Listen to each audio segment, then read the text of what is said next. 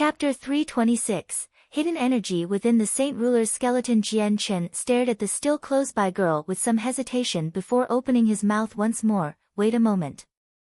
Hearing the voice behind her, the girl stopped her steps before replying to him without turning around. What is the matter? Jian Chen spoke softly. I am thinking that you have no barrier to protect yourself with. I do not have any barrier with me. The girl didn't deny it. Jian Chen spoke without flinching. You have a ruler armament with you and no barrier. Do you really think you could travel safely like this? Although Shi Xiangran is dead, he is but only one of the many men lusting for your ruler armament. For example, if Qin Ji and Tian Muling were to face off against you, it would be incredibly difficult to fight by yourself. I trust that you know just how much any clan would value another ruler armament. For the sake of their clan's expansion, it can't be said whether or not they would try to snatch away your Salunar Bow. After all, to them, this is a huge achievement, and at the same time, you have no relations to them. Aside from those two, this place still has many strong Earth Saint Masters and some that may even be organized. While your Salunar Bow is capable of killing an Earth Saint Master with ease, if a group of Earth Saint Masters were to attack you at the same time, would you have enough time to shoot them all? In the end, your Salunar Bow is only strong from afar.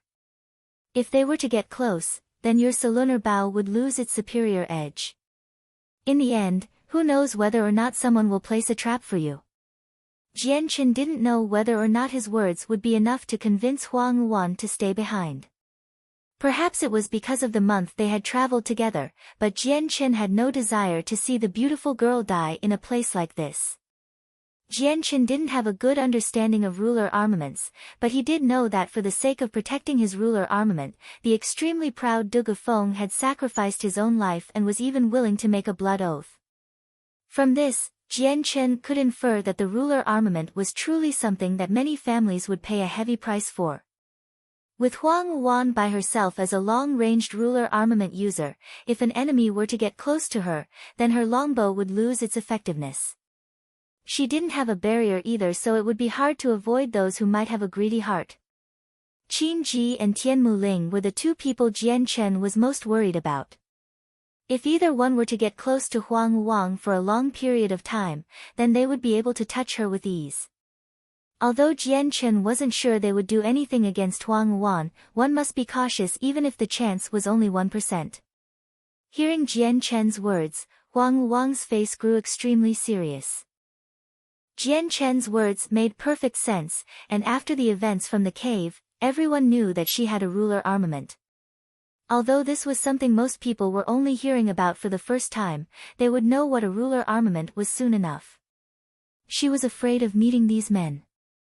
With this treasure on her and no defensive barrier while traveling by herself, she would definitely be a target for those who might come across her.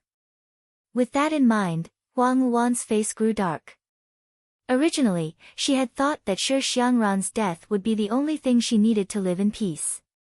She hadn't thought that she would gain a new type of headache.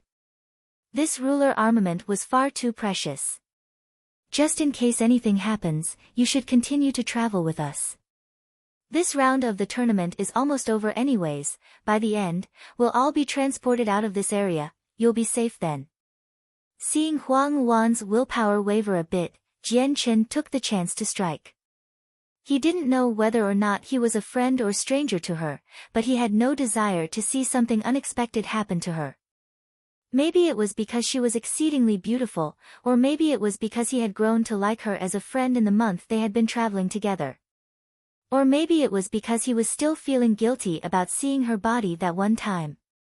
But this was a complicated matter that even Jian Chen couldn't explain clearly. Huang Wan stood there without moving, almost as if she were a statue. Then after some time, she was finally convinced and nodded her head. With a sigh of relief, Jian Chen smiled. Let's head back now and find a place.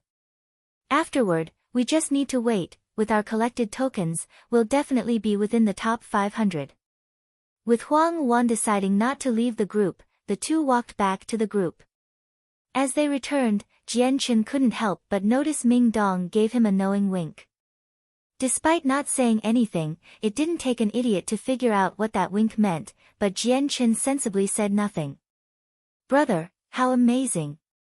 This girl is comparable to even my sister in beauty, but she isn't as kind as my sister. Qin Shao laughed as he spoke to Jian Chen with a meaningful smile, causing Jian Chen to smile awkwardly. The relationship between him and Huang Wan wasn't like what everyone thought, but Ming Dong and the others were trying to say otherwise. If he tried to explain himself now, not only would it not have a single impact on the situation, but it would also deepen everyone's misunderstanding.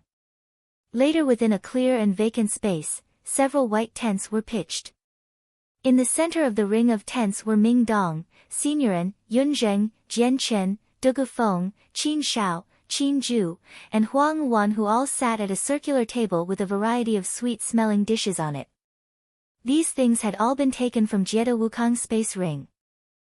All sorts of good-looking dishes could be found inside. Since the space within the space ring was larger than that of a space belt, there were a large amount of dishes that were cooked and meant for eating over a long period of time. Furthermore, the dishes within Jieda Wukong's space ring were of the finest delicacy, and there was enough for the group to eat for several months. After the meal, a few of the men left the table, leaving behind Jian Chen, Ming Dong, De Gufeng, and Huang Wan. Ming Dong looked around the table before taking a sneak peek behind to see if anyone else would come back to the table. Then, with a mysterious glance at Jian Chen, he asked, Jian Chen, do you wish to know what the skeleton of a saint ruler can be used for? Yes, I'm quite curious.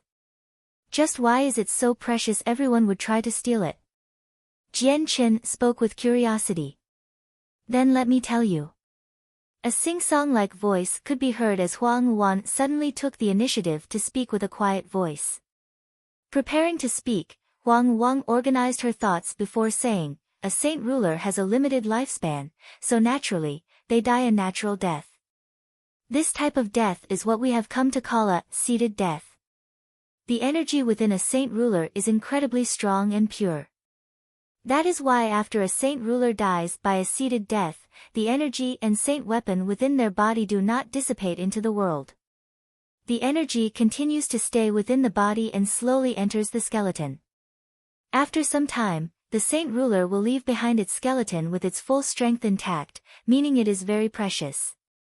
If one were to obtain the power of a saint ruler, would that not make people envious?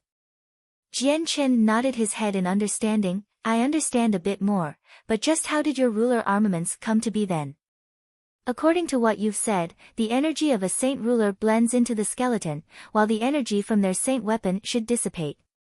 How could it continue on to exist? Huang Wan spoke, a saint ruler's strength is classified into 9 levels. This system is called the 9 heavenly layers. When a saint ruler reaches the 9th heavenly layer, they are standing at the pinnacle of the current realm, and from there it is only one small step to become a saint king. At this step, the saint weapon within their body has reached a peak of qualitative energy. By this point, a saint ruler is strong enough to sever the connection between himself and the saint weapon. Thus, when a saint ruler reaches the 9th heavenly layer, they will take out their saint weapons and sever the connection. The saint weapon will be able to maintain the energy within it forever without dissipating, and thus becomes a ruler armament. So when a saint ruler reaches the 9th heavenly layer, they will be able to sever the saint weapon's connection to themselves, but no one under the 9th heaven layer will be able to accomplish such a feat. Then, when these saint rulers die a seated death, their saint weapon's energy will be harmonized into their skeletons just like this one skeleton we have now? Jian Chen asked. Correct. Huang Wan said. Then that's strange, when a saint ruler reaches the 9th heavenly layer, just why would they sever their connection with their saint weapon and give it to someone else? Of course, for those saint rulers with a family, they would do this to benefit the younger generation, but if I recall correctly, this wouldn't be the case for most people, as not every saint ruler has such a clan to be in. Jian Chen asked the question on his mind. It is because of a correlation to an unrealistic legend. Because of that, every saint ruler that reaches the 9th heavenly layer will choose to break off the connection and retain the perfected state of the saint weapon. Huang Wan said. Legend? Oh, right. Jian Chen, Uncle Tian told me something before, let me explain it to you. Ming Dong said. Uncle Tian said that when a ninth heavenly layer saint ruler severs the connection with his saint weapon, they will leave behind a small amount of essence, qi, and spirit, in their saint weapon and eagerly await for an impossible legend to happen to them. What legend is that? Jian Chen spoke eagerly. Resurrection. Dugu Feng spoke seriously. What, resurrection? Jian Chen said, startled as he stared at them all with disbelief. Ming Dong nodded his own head with a solemn look, that's right, it truly is resurrection. This is what Uncle Tian told me. That's, just how could it be that? Jian Chen spoke as if the very notion was inconceivable. Huang Wan sighed as she replied, of course it's not possible since no one has ever achieved such a thing before. However, one thing is for sure, those saint rulers at the ninth heavenly layer are all staunch believers of this without any doubt. Thus, when a saint ruler reaches the epitome of the ninth heavenly layer, they choose to sever their connection with their saint weapon. Dugu Feng grew dark, I can only assume that there is something we don't know. Otherwise, why would the saint rulers at the ninth heavenly layer believe in such a fairy tale without a doubt? Jian Chen shook his head heavily, this is still too inconceivable. For a saint ruler to use their saint weapon in order to resurrect, that is too much of an exaggeration. It is no wonder this legend has never borne fruit since it is an impossible task to begin with. As Jian Chen spoke these words, Huang Wan, Dugu Feng, and Ming Dong all agreed with him. Chapter 327, End of the survival competition. In regards to this information, Jian Chen was truly shocked. Huang Wan and Dugu Feng were both from major clans with a saint ruler ancestor as an overseer and were both in high positions in the clans, so they knew enough about these matters. While Ming Dong was born in a small village, because of the unfathomably strong saint ruler in the Madare Shrine and Ming Dong's relationship with him, he was able to learn many secrets that made him as knowledgeable as Huang Wan and Dugu Feng. The three of them continued to give their accounts on the secrets of a saint ruler, allowing Jian Chen to understand not only their strength classification, but also the powerful might of the remains. The total amount of accumulated energy within a saint ruler's skeleton was capable of being absorbed by a cultivator for their cultivation. However, only a heaven saint master would be strong enough to extract the energy from a saint ruler's skeleton, since a saint ruler's energy was far too concentrated for anyone below a heaven saint master to endure. Other than that, ruler armaments somehow carried a shocking secret within them. A saint ruler that died in a seated death would be able to resurrect with it. This was almost like a story of the Arabian Nights, no one had ever seen it happen before. Although only a saint ruler at the ninth heavenly layer would be able to sever the connection with their saint weapon, the rest of this legend was nothing more than that unless there was a secret that the common man wouldn't know. These two bits of information had given Jian Chen a lot to think about. He truly did feel that this world was far too strange and was unlike the original world he used to live in.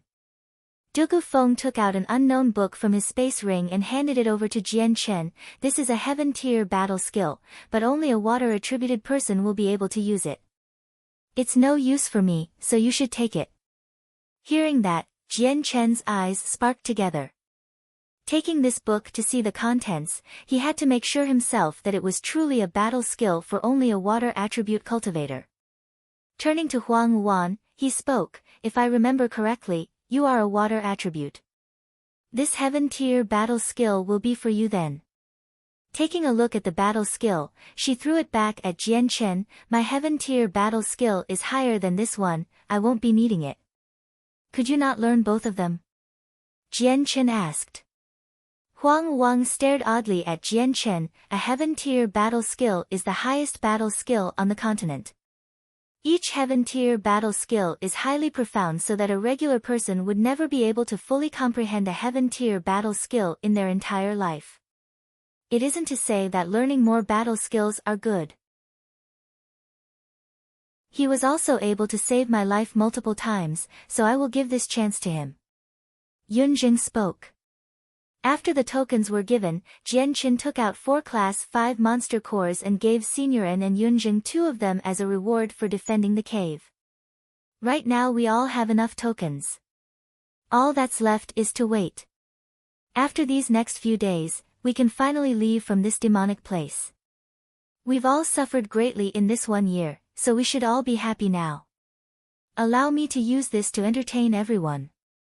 Ming Dong laughed as he took out the carcass of a giant magical beast from his space ring, causing the tent they were in to bulge outward. Heavens, you killed even the amethyst thunder lion? Qin Ju and Senioran both cried out in astonishment as they stared at the bloody corpse of the amethyst thunder lion. Aside from Jian Chen, Dugu Feng and Huang Wan, everyone else did not know of Ming Dong's strength. Qin Shao and Qin Ju had both believed that Ming Dong was the same great saint master they had known a year ago. Ming Dong gave a pleased smile as he laughed. This amethyst thunder lion is quite a strange magical beast. I'm sure it could be considered a mutant. Its strength was already at the peak level for a class 5 magical beast and was not weaker than a heaven saint master in strength. If it were not for the heavy injuries already, I would not be able to kill it as easily as I did. However, that digging maniac Pangolin Emperor was far too crafty and ran away. But I was still able to land us a fine delicacy. Let us enjoy this high-leveled magical beast meat and its multiple, good benefits. After leaving the tent, Jian Chen began to look at the items he had taken from the secret spots in the cave by himself. Before the Immortal's cave had collapsed, he was able to grab 3 Earth-tier battle skills, 4 Earth-tier cultivation methods, several white jade bottles with wonderful-smelling medicinal herbs, and a few other things of relatively useless value. There was also a few Radiant Saint Force-filled pills which shocked Jian Chen since the pure Radiant Saint Force in these pills far exceeded his own. These pills are quite unique. I bet this was what the Saint Ruler himself had found. Jian Chen thought. Then, Jian Chen took out the purple and gold box and opened it slowly to reveal a small white piece of fur inside. Jian Chen gently took out the fur from the box before suddenly feeling his heart skip a beat. Immediately, he took out the 2 white pieces of fur from his own space ring. These 3 pieces of fur were the exact same size and color. It seemed that they were almost identical. Among the 3 pieces of fur was the one given to Jian Chen by his mother Bai Yuntian as her farewell gift to him, which in turn was her family heirloom. Just what secret are these strange pieces of fur hiding? Jian Chen held up the 3 pieces of fur with confusion. Jian Chen had privately done his research into this topic many times, but he had never found an answer. Jian Chen knew that there was no way for him to be able to find out the mystery behind the pieces of fur, so he had never tried. Making sure that the 3 pieces of fur were together, he stored them in his space ring once more. Over the next couple of days, Jian Chen and the group continued to idle about in a carefree manner. The strength of the group was enough to deter anyone away from their spot, so the next few days went by for them in their camp peacefully. Every day they would eat 3 meals from the meat of the amethyst thunder lion while waiting for the competition to end. Jian Chen was not idle in this time. Aside from the meals, he would spend every single moment by himself in his tent in order to study the heaven-tier battle skill he had found in the cave, the Heaven's Stolen Fortune. This battle skill was capable of multiplying one's strength, something Jian Chen found incredibly helpful. In this time, many men came across Jian Chen's group, but they could only look at the group from afar. Not a single person dared disturb them and were afraid that if they were to offend them, they would lose their lives. When only 3 days remained in the competition, a bad rumor could be heard circulating about. Up in the north, 3 exceptionally strong men were talked about. Each one of them were a Radiant Saint Force user. This type of Saint Force was seldomly rare to see, but these Radiant Saint Force users were called the Radiant Warriors by most, and the Undying by others. That was because if one of them were to sustain an injury, they were able to quickly heal themselves. Within the battle, if one were not able to kill them in a single strike, then it would be hard to kill them. A Radiant Warrior was able to use the Radiant Saint Force to heal injuries like a Radiant Saint Master, but what was different about them was that they could only heal themselves and not the wounds of another. When these 3 men with the ability to use the Radiant Saint Force appeared, it caused everyone to gossip straight away. That was because radiant saint force was an incredibly rare thing to see on the continent. In a short amount of time, everyone was beginning to compare the 3 to the 5 experts, and in another moment, rumors began to spread. One person said they personally witnessed one of the radiant saint warriors chop off the head of a Class 5 magical beast. Another person said that they saw a radiant warrior kill a dozen earth saint masters. No matter the rumors, not a single one of them spoke of the 3 radiant warriors on a clear level. When he had heard rumors of these 3, even Jian Chen had felt some pressure. That was because within the large Tianyuan continent, he had traveled to many places and met many people, but as for a person with Radiant Saint Force, this was the very first time because not many Radiant Saint Force users could be found. 3 days quickly went by. Today was the day the survival tournament ended. Jian Chen and the others had already packed up their tents and sat around the ground to wait. After half a day, the previously bright place grew dark before the sky instantly grew ashen in color. In the next moment, a strong amount of energy began to warp through the sky, devastating it. As the sky grew darker and darker, the entire area began to grow even more gloomy. The berserk energy within the sky continued to cause turmoil in the sky before finally cracking the sky as if someone had shattered it. The crack in the sky continued to expand before quickly filling up the entire place. By now, the entire place was pitch dark without any light visible. Not even a single star could be seen, causing everyone to feel a little pressure. Suddenly, a large attractive force could be felt that even Jian Chen felt that he wasn't able to resist. It seemed as if this world was on the verge of collapsing as the entire place grew dark. Jian Chen couldn't tell what was happening anymore, but he could feel that an unbelievably strong energy was lifting him into the air. 20 or so breaths into the darkness, it finally cracked before the world resumed its normal appearances. The difference was that not a single person could be seen, everyone had already been transported away from this place. Suddenly, a strange energy filled the air as the dead bodies of the competitors began to slowly fade away. Chapter 328, Threat 1. As the darkness receded to make way for the light, Jian Chen looked up only to see a large shrine.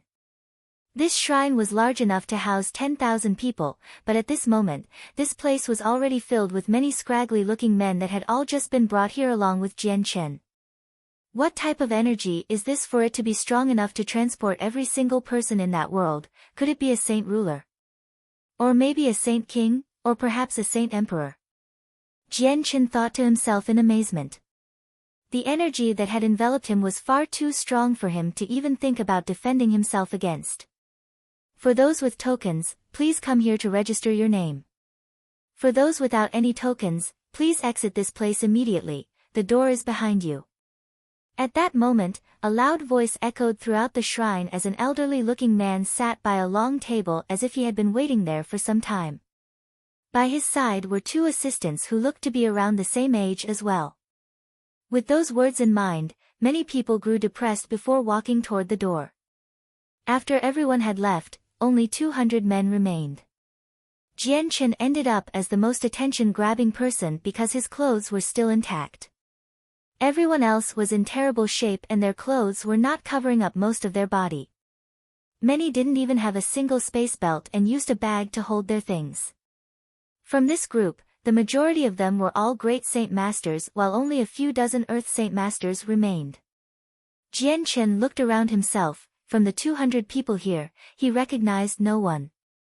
Not even Ming Dong or Qin Shao could be seen. It seems that we were all taken outside. Jian Chen thought to himself.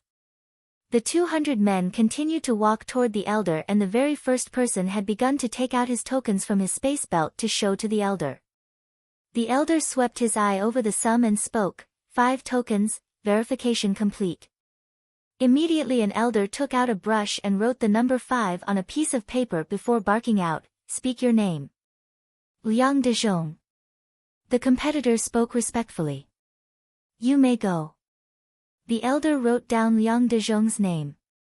The 3rd elder took away the black tokens. The 3 elders worked in a fluid tandem.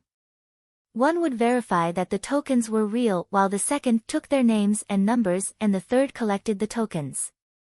The second competitor came to the table and dropped 3 tokens on the table. 3 tokens, verification complete. The first elder spoke. Immediately the other elder began to write down the record as the first one spoke a confirmation. After taking his name, the second elder wrote the number 3. Taking down the information was not slow at all, and the competitors with a small amount of tokens were quickly weeded out.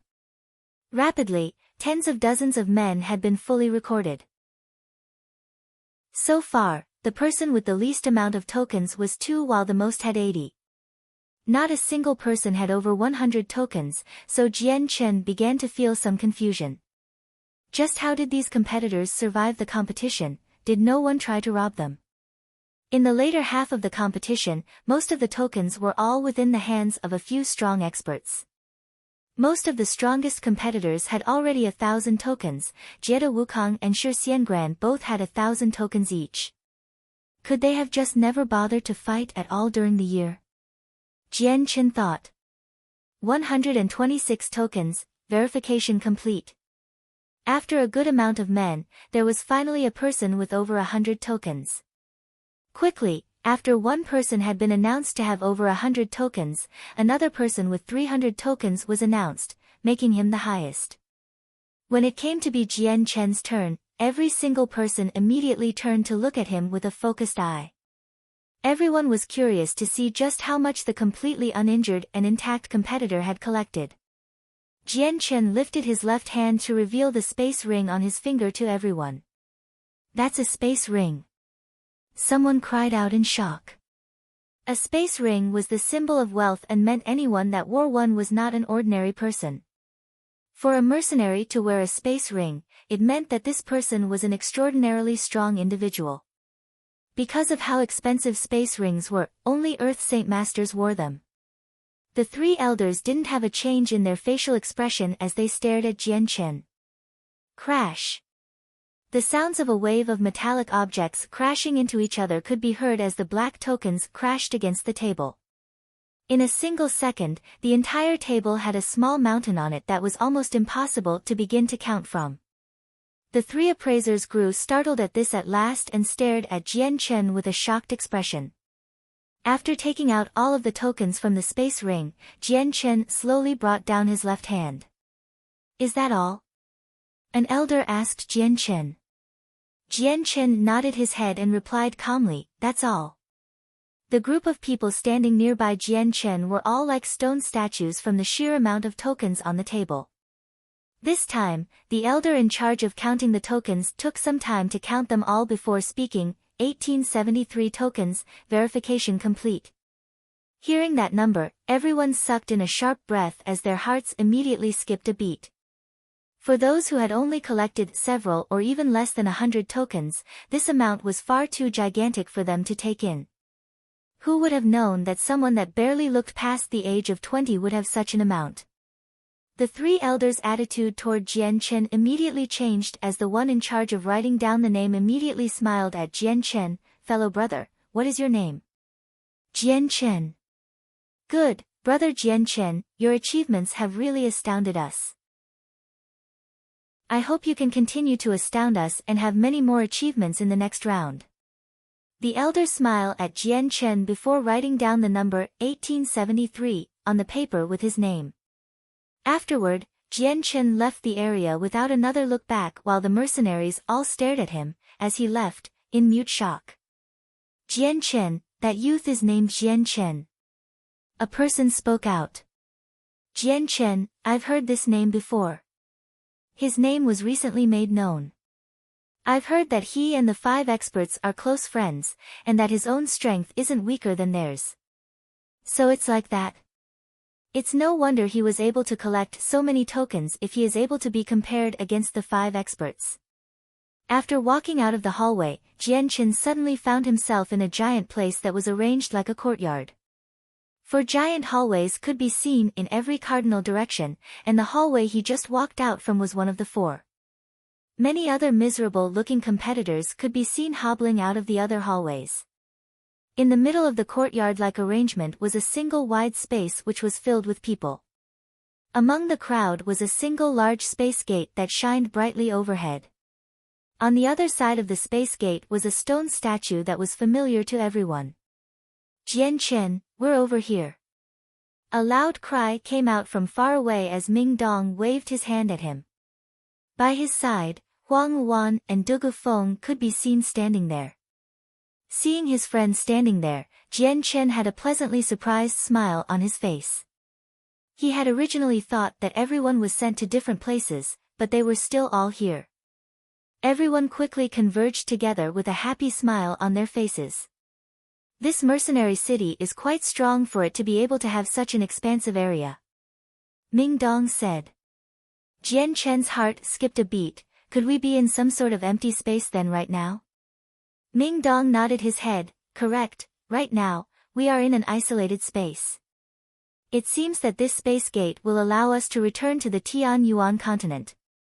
Jian Chen wasn't too surprised, he could already guess that they were no longer within Mercenary City.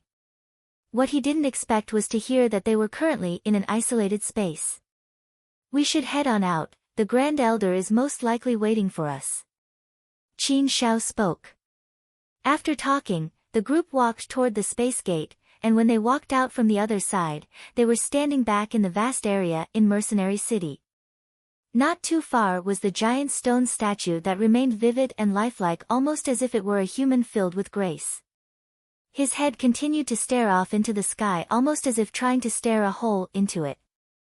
Although I wasn't born in Mo Tianyun's time, I've heard of his legends many times. In his year, the creator of Mercenary City was matchless. No one under the heavens could fight him, and he was even able to drive back the strongest of the Bai. The continent was left safe, but what a shame that he couldn't withstand the corrosion of time. Dugu Feng spoke as he looked at the statue.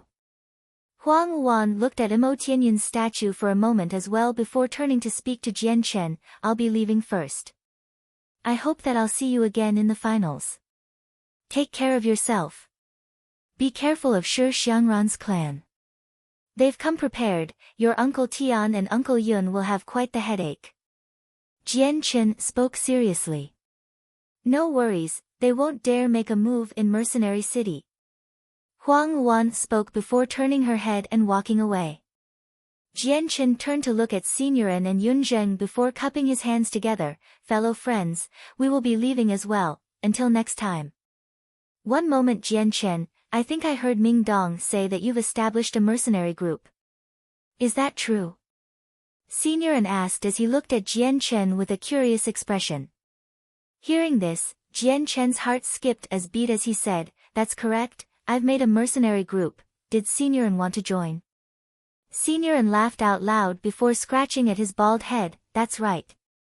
I'd like to join you if that is possible. Your strength is quite strong and you are a genius as well. I can bet that my future will shine brightly with you. Of course then, I would naturally accept you. Jian Chen had a happy smile on his face as he replied quickly before looking at Yun Zheng. Did brother Yun Zheng wish to join as well? With a small smile, Yun Zheng replied, if brother Jian Chen asks, then I, Yun Zheng won't dawdle. Senioren is correct, I too believe that traveling with you would lead to a bright future. The addition of these two was what Jian Chen was hoping for. Right now the Flame Mercenaries required experts, so the addition of 2 Earth Saint Masters was what Jian Chen needed most. Ha, then all is fine now. Our Flame Mercenaries have expanded once more.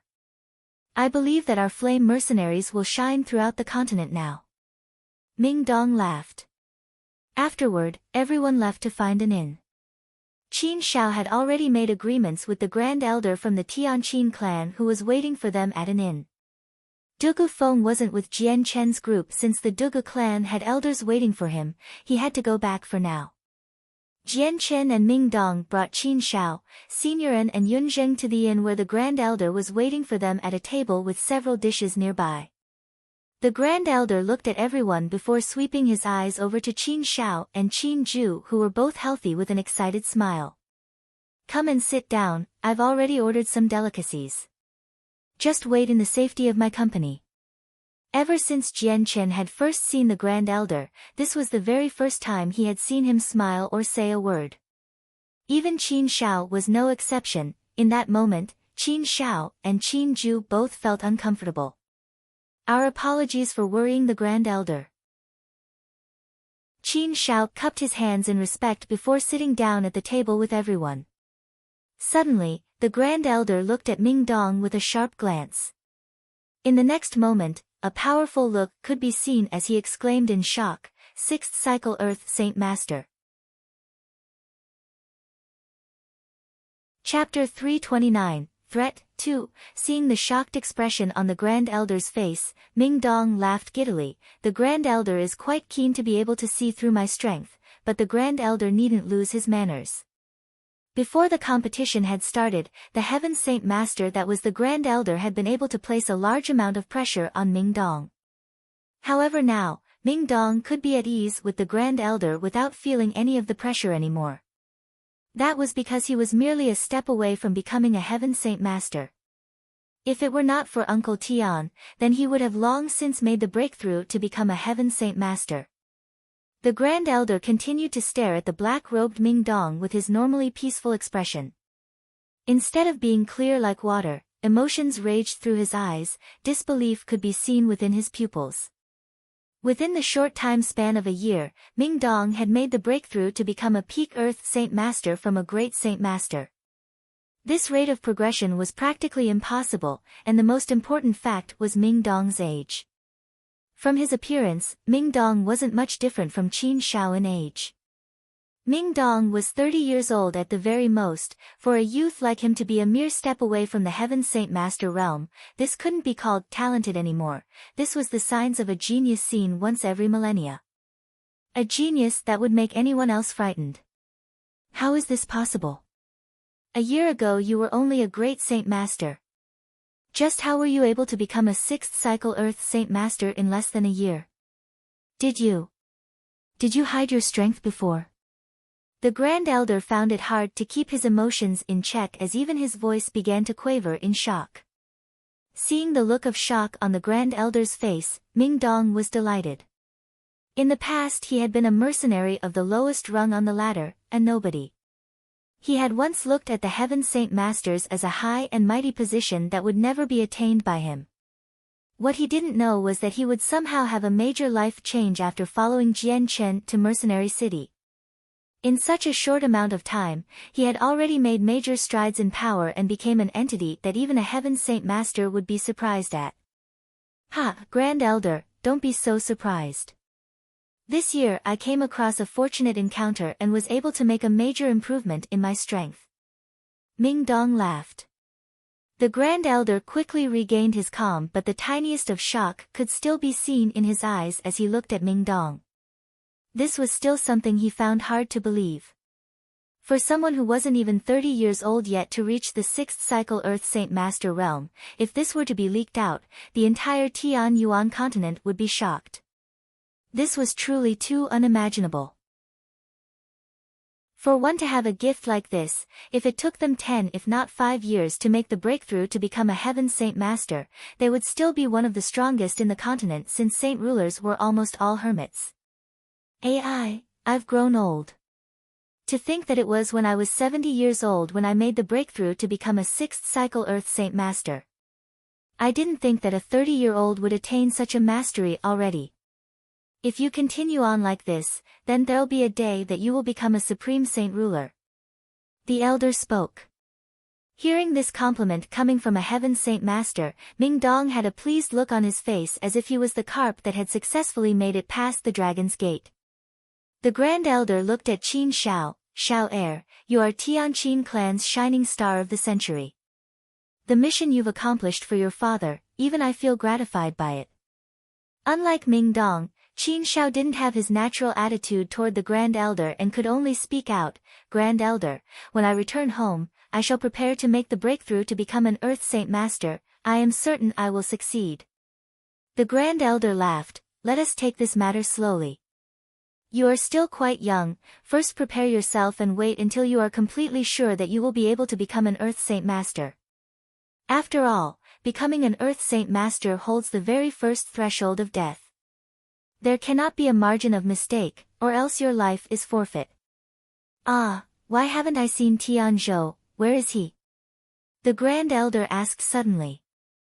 Jian Chen and Qin Shao both looked dazed for a moment before going silent. Although Jian Chen and Tianzhou had some disagreements, he didn't kill Tianzhou. That didn't mean someone else might have. Even Qin Ju began to stuff his mouth with food as if he hadn't heard the Grand Elder's words. AI, Tianzhou had quite the talent, I hope he is still alive. The Grand Elder spoke as if he knew something and said no more about it to the group. After the meal, Jian Chen returned to his room. Since Tianzhou and his 3 men had not yet returned, the remaining few rooms were given to Yunzheng and Signorin. In his own room, Jian Chen called Ming Dong over and the two began to pore over the Heaven's Stolen Fortune. Although this competition had finished, there was still the individual matches.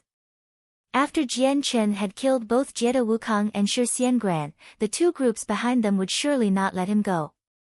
Thus, Jian Chen would need to try and increase his own power, which meant learning this Heaven-tier battle skill. Within the Heaven set of rooms of an inn in Mercenary City, Jie Wukong's body could be seen lying on the floor. 2 white-haired elders stood next to it with furious faces. On one side were the 2 middle-aged men that stood trembling by the side after carrying Jie Wukong. Who killed Jie Wukong? One of the elders spoke with a dangerous look. Elder, Lord Wu, Wukong was killed by a youth named Ji Jianchen. One of the men quavered. Then what of the Duanyan sword? The other elder asked with a dreadful look. The 2 men both went pale in the face as they spoke no more. Speak. The elder who had asked about the sword commanded with a furious glare. It must have been taken by Jian Chen. One man stuttered out. Slamming his fist onto the table, the elder broke the table into pieces before yelling, worthless. Absolutely worthless. What use are you two? His fists came up in an attempt to strike at them. Immediately the other elder's face twitched before blocking him. 3rd elder, calm yourself. Don't forget where you are, we cannot make a move here. The 3rd elder slowly lowered his hands with some reluctance before growling, you two. Go and find the whereabouts of Jian Chen immediately. We must find him and take back our ruler armament. Yes. 3rd elder, we will go right away. The 2 men bowed before running out the door. At the same time another inn, 3 elders and a middle-aged man were waiting impatiently. The time has long since passed, why hasn't the young lord returned yet? Did something happen to him? The middle-aged man said as he paced around the room impatiently. The 3 other gray-robed elders didn't say a word, but worried looks adorned their faces. One of them finally spoke up, let's wait a little longer. The 4th elder went to find the young lord, I am sure he'll return soon. Elder Kai, do you think Lord Shi Xiangran has come across some trouble? Otherwise, why is it taking so long? The man blurted out. Even the 3 elders grew apprehensive at his words, but one managed to say, don't be nervous, just wait and see. Time quickly passed by as 3 days and 3 nights flew by before a letter simultaneously made its way into Jian Chen, Ming Dong, and Senior An's hands. The 3 had made it to the next round, and the notice had already been posted in the city itself. The names of 500 people were written down with the number of tokens they collected. The very first thing that Senior An and Yunzheng did that day was to buy a copy of the rankings for Jian Chen.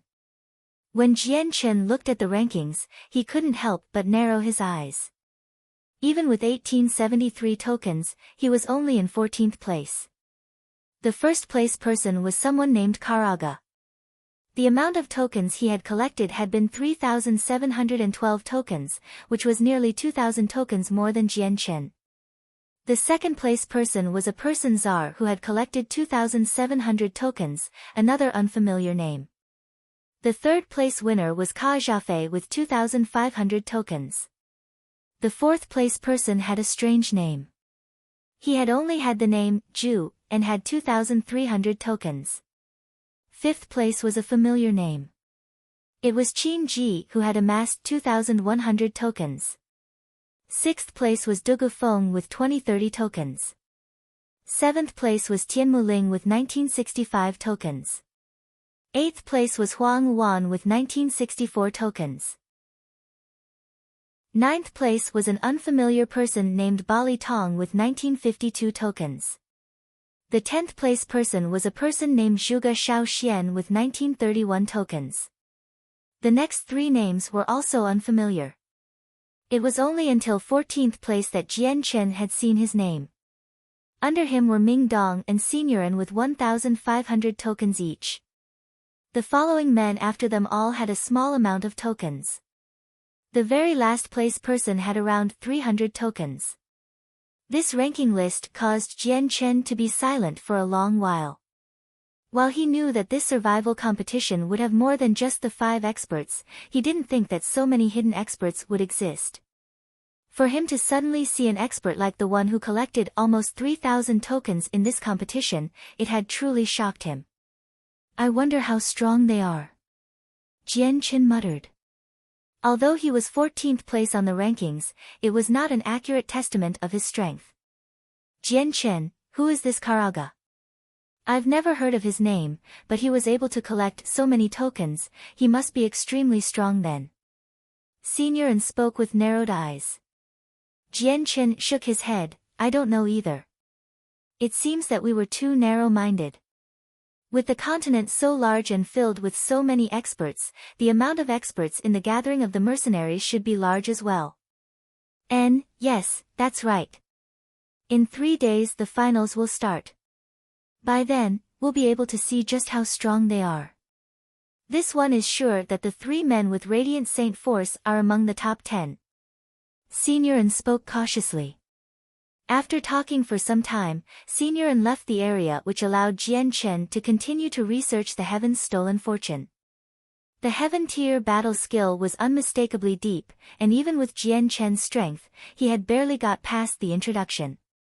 He had only a small grasp of the fundamentals, but he was still able to manage to barely increase his strength by 3 times. Though it was still extremely hard to control, he absolutely needed to master this battle skill as quick as possible so he could use it. The Heaven's stolen fortune had a total of 8 layers. The first layer was nothing more than an introduction, and after the first layer, the person would be able to multiply their strength by 3 times. The second layer would allow them to multiply it by 4, and the third layer would allow them to multiply it by 5. By the 8th layer, it would be possible to increase one's strength 10 times. While the Heaven's stolen fortune was quite terrifying, the amount of energy used was immense. Increasing one's strength would use an equivalent amount of energy. While a person's strength could suddenly skyrocket, the amount of energy lost would skyrocket as well. Jian Chen meticulously studied the Heaven tier battle skill along with Ming Dong. Only Qin Xiao would occasionally play around with them, but not once had they seen the Grand Elder afterward. Today, 2 white-robed elders along with 2 middle-aged men with dark expression walked into the inn where Jian Chen was. Arriving at the 3rd floor where Jian Chen's room was, one of them placed his leg on the door before ruthlessly kicking it open. Sitting on his bed with the Heaven tier battle skill out, Jian Chen slowly opened his eyes before staring at the dangerous looks on the 2 elders' faces. He had long since felt them come in. The 2 elders looked at Jian Chen dangerously as one person asked, "Are you Jian Chen?" Jian Chen didn't have any fear as he responded, "Correct, I am Jian Chen, what may I call the 2 elders?" "We are from the Jeda clan. You may call us the 3rd and 4th elders." One of the elders spoke. Chapter 330, Threat 3, We are from the Jeda clan. You may call us the 3rd and 4th elders. One of the elders spoke. Still sitting on his bed, Jian Chen cupped his hands in greeting, "Fellow elders, what business might you have with me?" The 3rd elder glared at Jian Chen dangerously. "Jian Chen, let me ask you. Did you kill the young Lord Jeda Wukong?" "And so what if I did?" Jian Chen spoke. He didn't bother to deny it since many men had seen him kill Jie Wukong. Even if he denied it, then the Jie clan would be able to find out the truth from Qin Ji or Tian Muling straight away. The two elders exploded with killing intent as they listened to Jian Chen's words. How arrogant, to kill the young Lord Wukong. Jian Chen, just which clan are you from?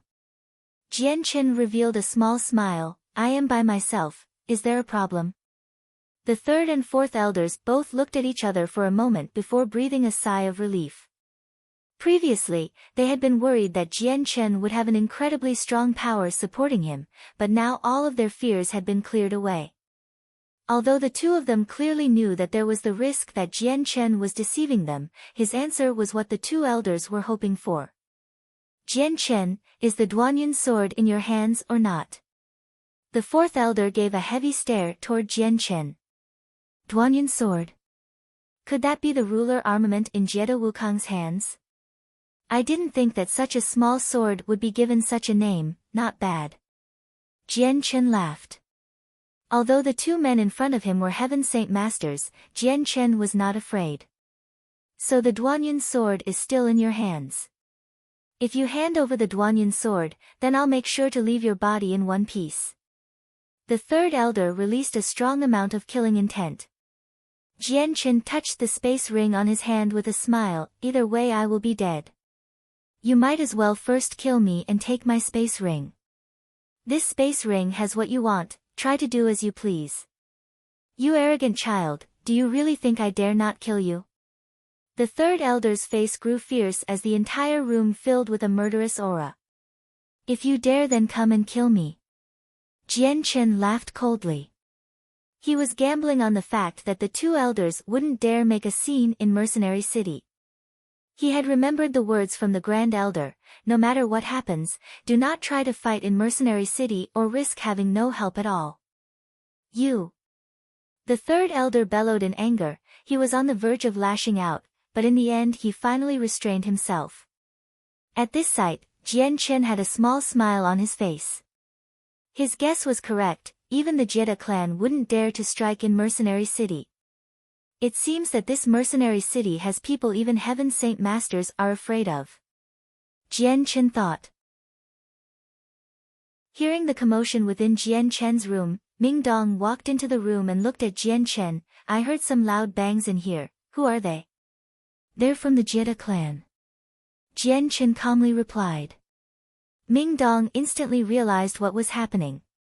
He knew that Jian Chen had killed Jie Wukong and had taken his ruler armament.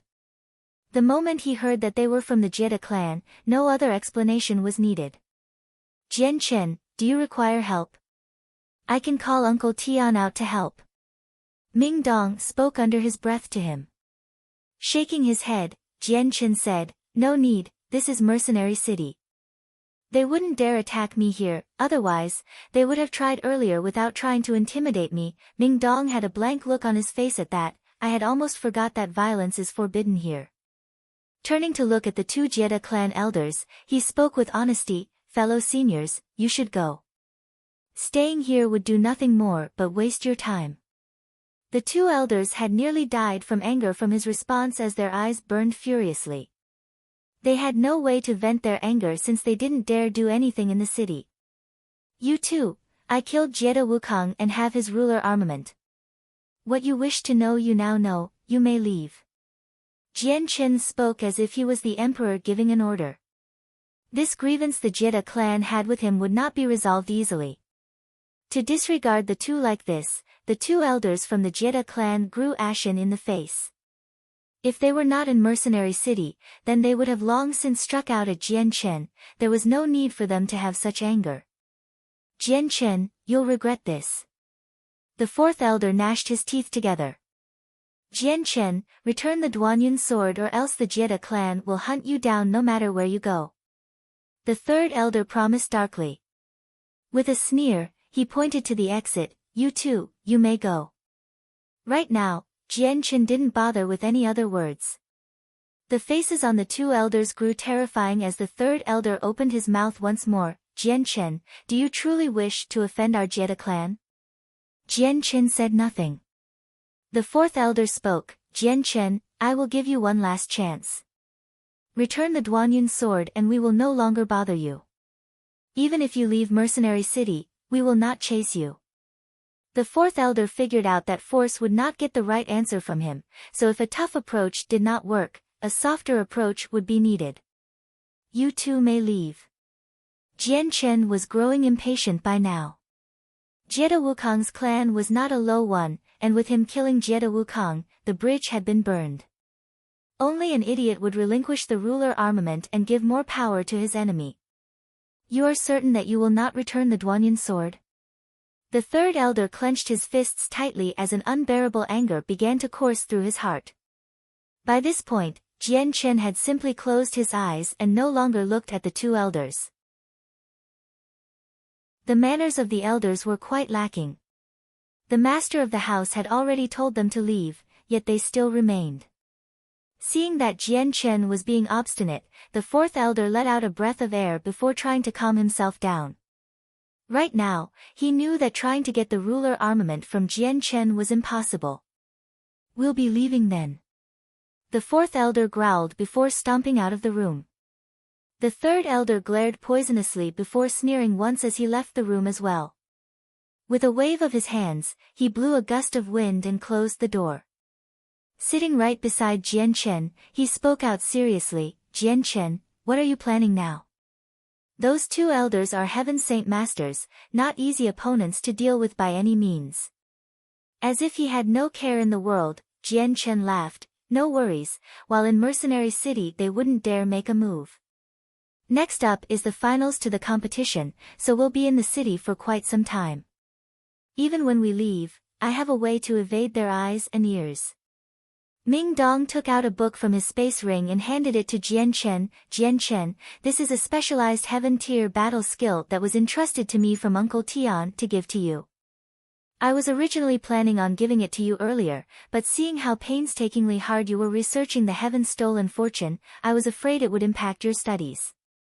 However, in this situation, it seems that I should give this to you so you can learn it as soon as possible. If you come across a Heaven Saint Master who is after your life, this will help you immensely. Hearing the words, Heaven-tier battle skill, Jian Chen's heart skipped a beat once more.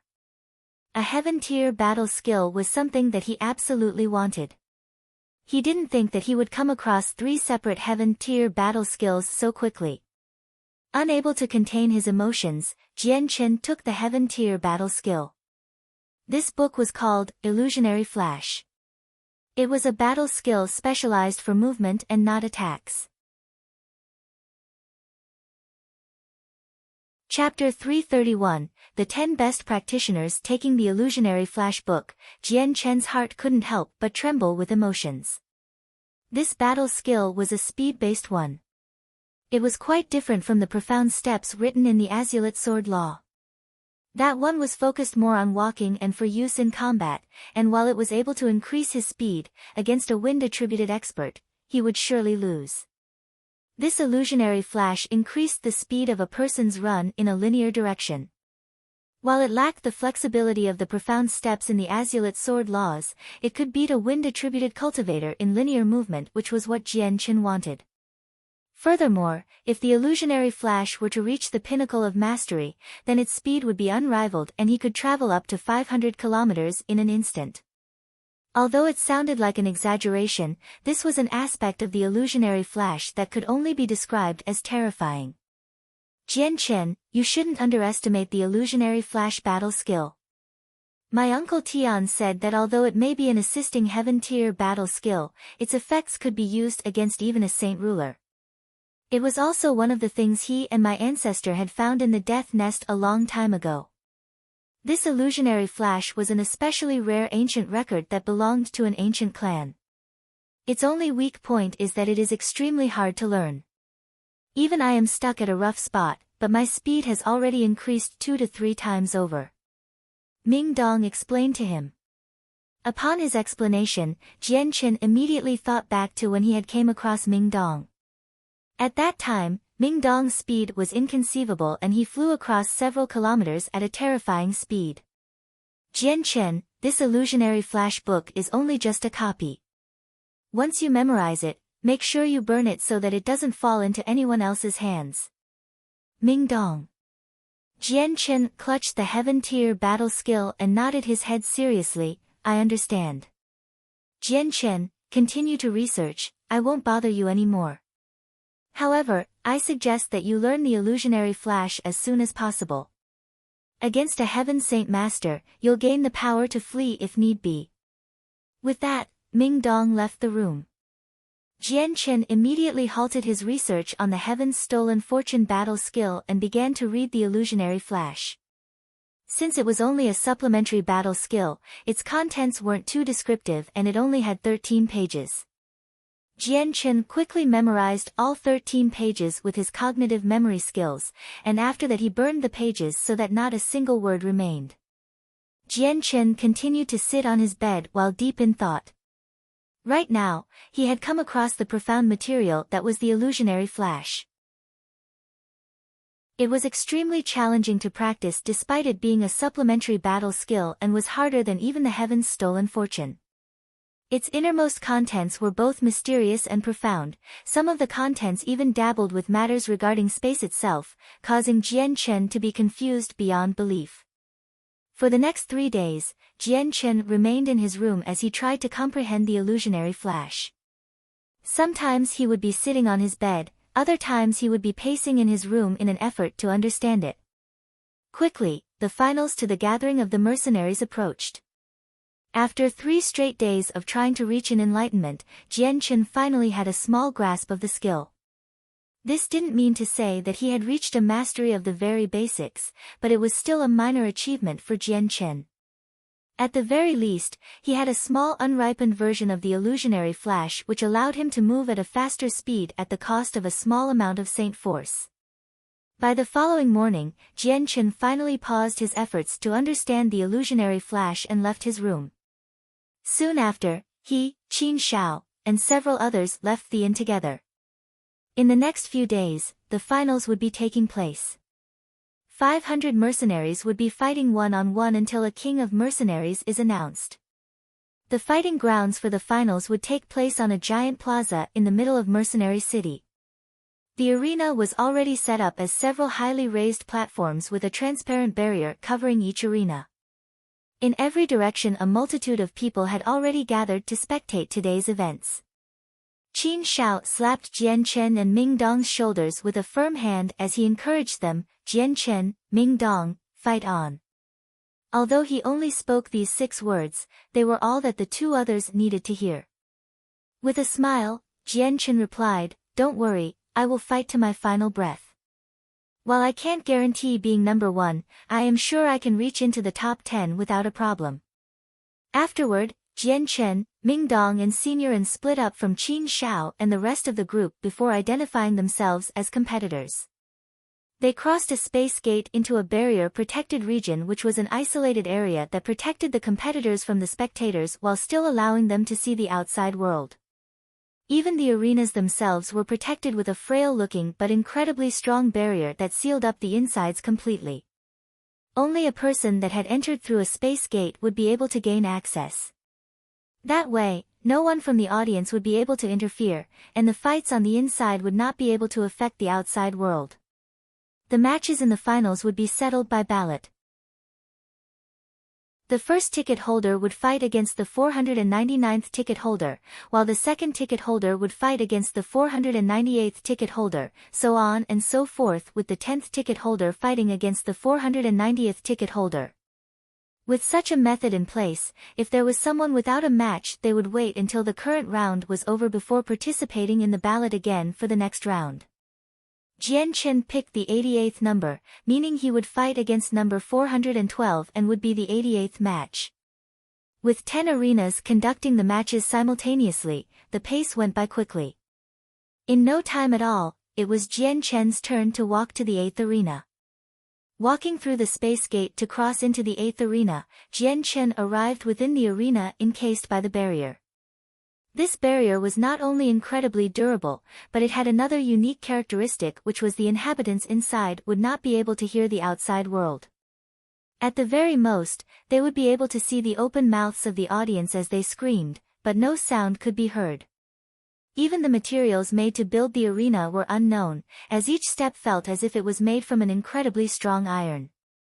Just as Jian Chen entered the arena, his opponent crossed into it as well through the other side.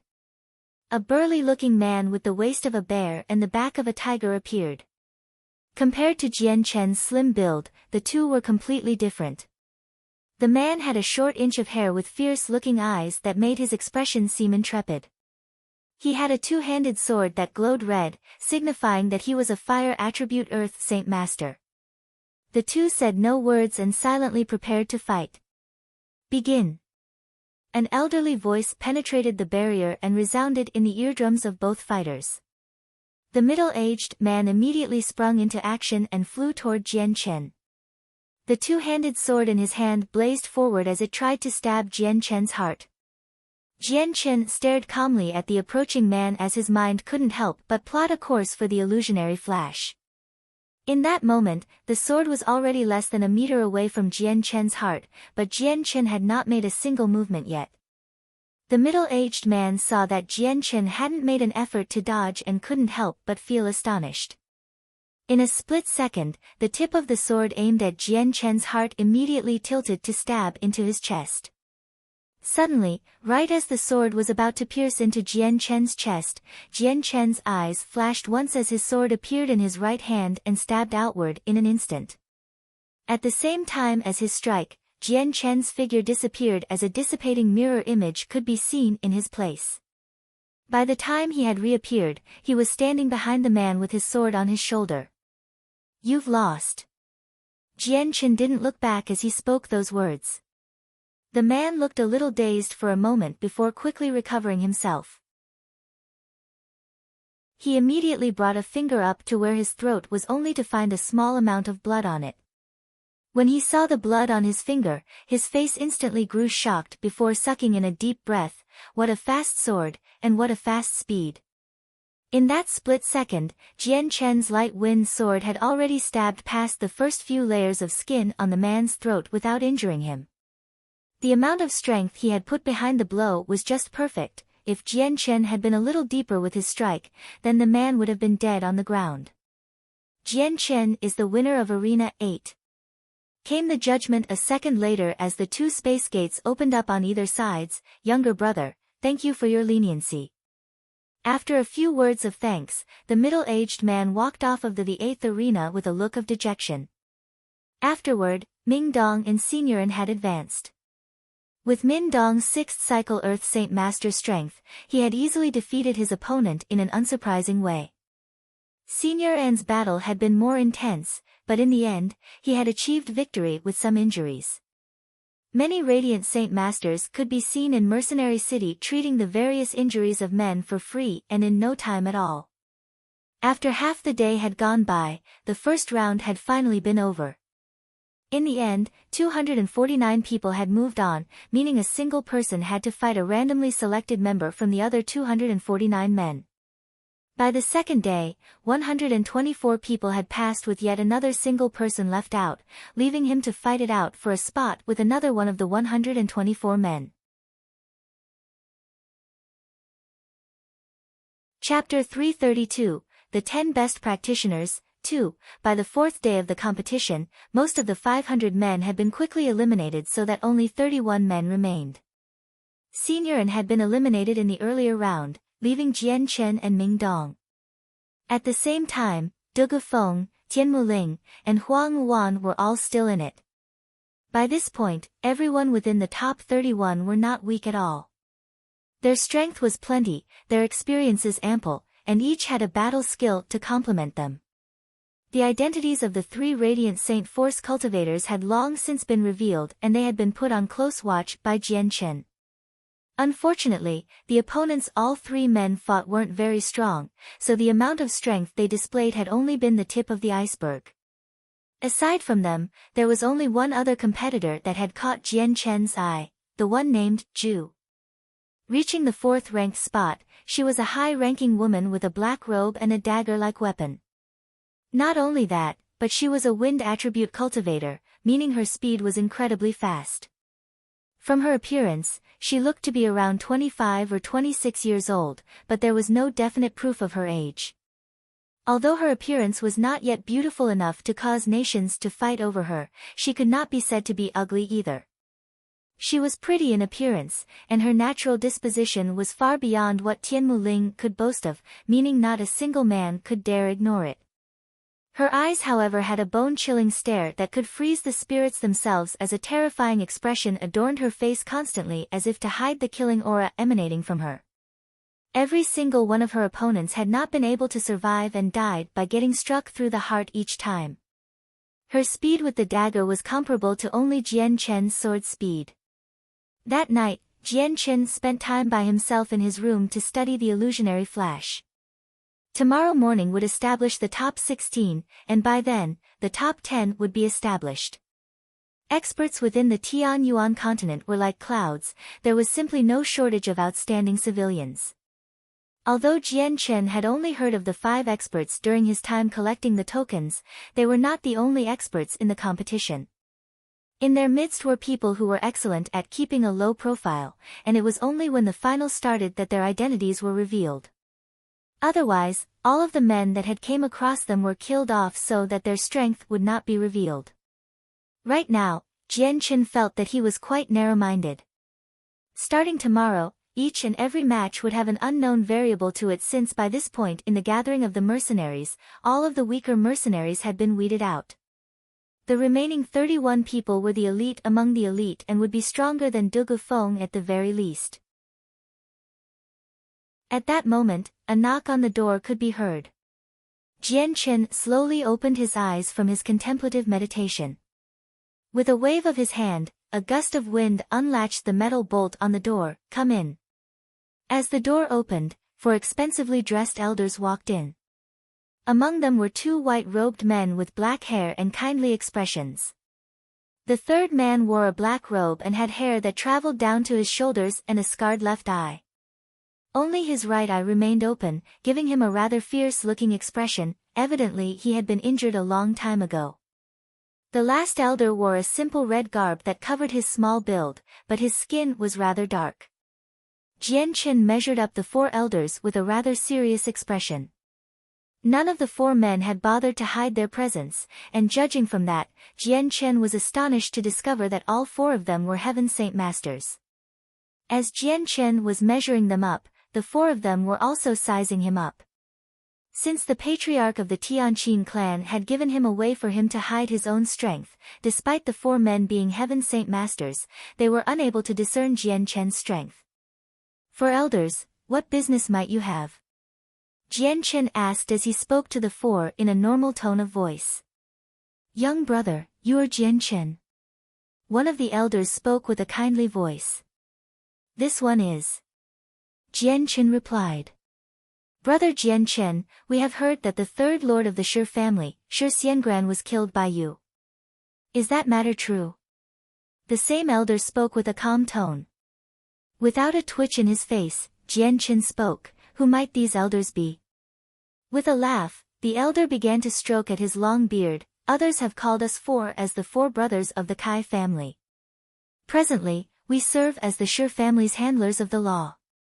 Then, the elder briefly stopped talking for a moment before saying once again, "Brother Jian Chen, we have already investigated the matter, but we bear no malice toward you. We merely hope that Brother Jian Chen will return the seal of Treasure Mountain. That cannot be permitted to fall into an outsider's hand. If it remains with you, it will only bring you trouble." Elder brother speaks correct. The one-eyed person spoke without a single hint of emotion. "The seal of Treasure Mountain is an heirloom of the Shi family that came to be after a special refinement method. Only those of the Shi family will be able to wield its power. To you, the seal of Treasure Mountain will be an useless piece of iron that you cannot use." None of elders had tried to threaten Jian Chen and instead tried a simpler approach in hopes that Jian Chen would hand the seal of Treasure Mountain over. Jian Chen cupped his hands together in an apologetic manner. "I give my apologies, but the seal of Treasure Mountain will not be given back." "Young brother, you must understand, if you do not return the seal of Treasure Mountain, then the Shi family will not let you go. This item will only serve to destroy you." The elder spoke honestly and kindly. Shaking his head, Jian Chen didn't give a second thought. This shouldn't be something that elders should worry themselves with. Jian Chen knew that even if he were to hand it over, the Shi family would not let him be. If young brother is determined on this path, then we have no choice, we shall leave. The elders spoke no more words and left the room quickly. After exiting the inn, the single-eyed man sighed, "Big brother, what shall we do now?" The one called Jian Chen refuses to hand over the seal of Treasure Mountain. Our responsibility lies only with protecting the young lord, not the retrieval of the seal of Treasure Mountain. For now, let us report this to the Shi family and let the leader deal with it.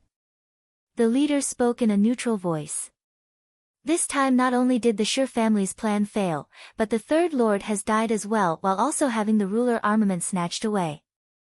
This is truly an example of giving away the bride and then losing the army. The Shi family will definitely be shaken down to its core. The red-robed elder laughed. They were not truly affiliated with the Shi family. Forget it, we have no business with this matter.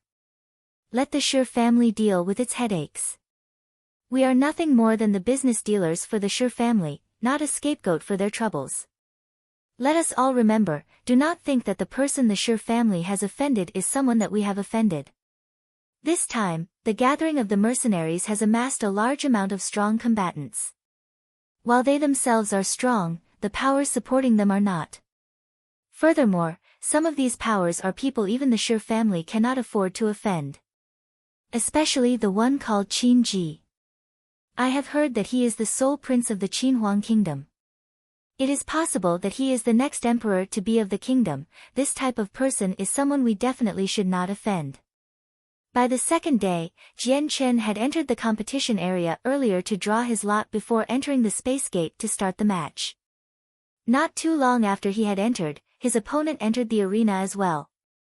But the moment Jian Chen saw his opponent, his eyes widened in shock. It was Dugu Feng. Dugu Feng returned the stare with a bitter laugh. "I didn't think that I would be fighting against you." Even Jian Chen felt helpless as he shrugged his shoulders. This is nothing more than a coincidence. Quickly, the announcement to start the fight could be heard, but neither Jian Chen or Dugu Feng made a move. "Jian Chen, I hope that you will achieve the number 1 spot." With that, Dugu Feng admitted defeat. In this match, Jian Chen had won without fighting. Exiting the arena, Jian Chen stuck around in order to observe the other matches. After this round, only 16 would move on. In the end, 3 men were killed and 2 heavily injured. One of the casualties had been from Ju's dagger stabbing into a man's heart, drawing his final breath. This was something even the strong Radiant Saint Masters had found impossible to reverse. Both Jian Chen and Ming Dong had managed to advance into the top 16. Qin Ji and Tianmu Ling had advanced as well with their ruler armament causing major injuries to their opponents. Although Huang Wan had her Selunar Bow, within the constrained arena, her Selunar Bow was heavily handicapped. She herself only had the strength of a first cycle Earth Saint Master, so she lost since her opponent had been one of the Radiant Saint Force attributed men with impeccable strength. Because of an untimely match with fate, Dugu Feng had been eliminated from the tournament while the other 2 Radiant Saint Force attributed men advanced on. The 3 of them were true to their rumors and were extremely strong. One of them in particular was a 4th cycle Earth Saint Master with a strong repertoire of battle skills. The following 10 combatants would be decided from the top 8 of the 16 combatants. From the losers bracket, the top 2 would be given another chance. Because it was still daytime, the competition resumed. After choosing his lot, Jian Chen stood on a stool and waited for the next round. The other 15 fighters stood by Jian Chen in the isolated area away from the crowd. "Hey, Jian Chen, you have to get number 1, okay? Don't let us all down, we all have high expectations for you." Ming Dong slapped Jian Chen on the shoulder and laughed. He, little brother, the experts here are as numerous as the clouds. Although you were able to win over me, the others will not be as weak. Do you think you will be able to claim number 1 among them all?" Tianmu Ling spoke from in front of Jian Chen. Both of her eyes stared at him with her words sounding like an enchanting spell that could entice any man. Jian Chen stared back and then moved his eyes to the outside of the arena. I can only say that I will try my best and try when the time comes. As soon as Jian Chen finished talking, a peculiar voice could be heard from behind, to try your best. Kid, you're only so old, do you not know how vastly far you are from the number one spot?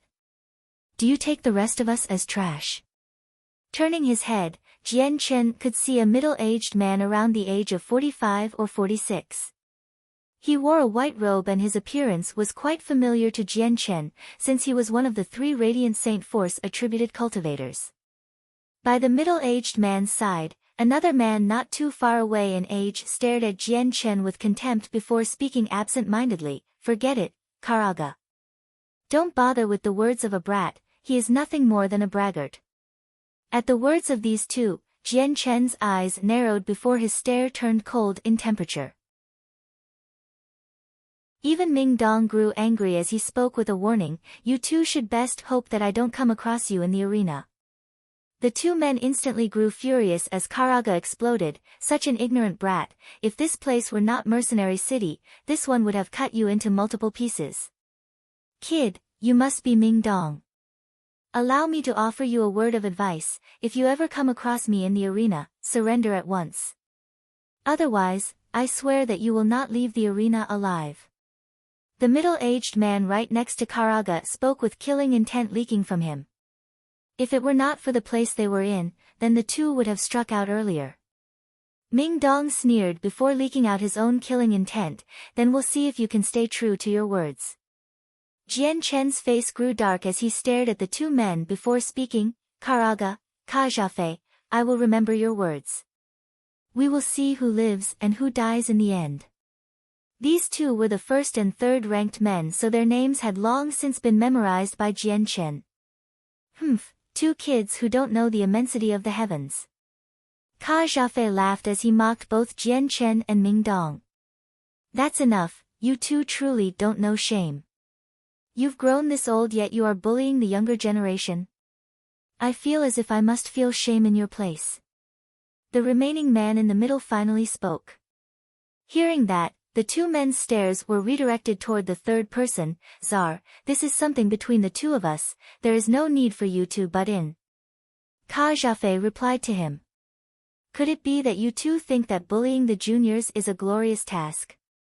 How silly, if word of this were to be announced, then disgrace would fall upon us Radiant Warriors." Czar's words were like ice. "Enough." Karaga stared at Czar with a look of embarrassment. "Czar, don't forget your place. Just what side do you belong to if you side with an outsider?" Czar sneered, "Don't give such a preposterous argument, I am helping no outsider. I only cannot approve of you two. You two bring shame to us Radiant Warriors." "You?" Karaga and Kajafei both growled as they trembled in anger, but no words escaped from their mouths. At that moment, the barrier suddenly changed color before disappearing rapidly. In the next second, all of the arenas in front of them suddenly began to descend before disappearing without a trace into the ground, forming a single flat clearing without any dents or bumps. Jian Chen was shocked by this sudden development.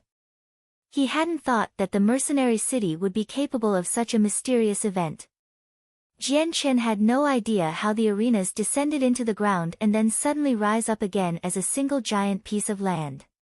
This single piece of land was far bigger than the arenas and was about 500 meters in width. As the single arena ascended up, another transparent barrier completely encompassed it before two space gates opened up on opposite sides of each other.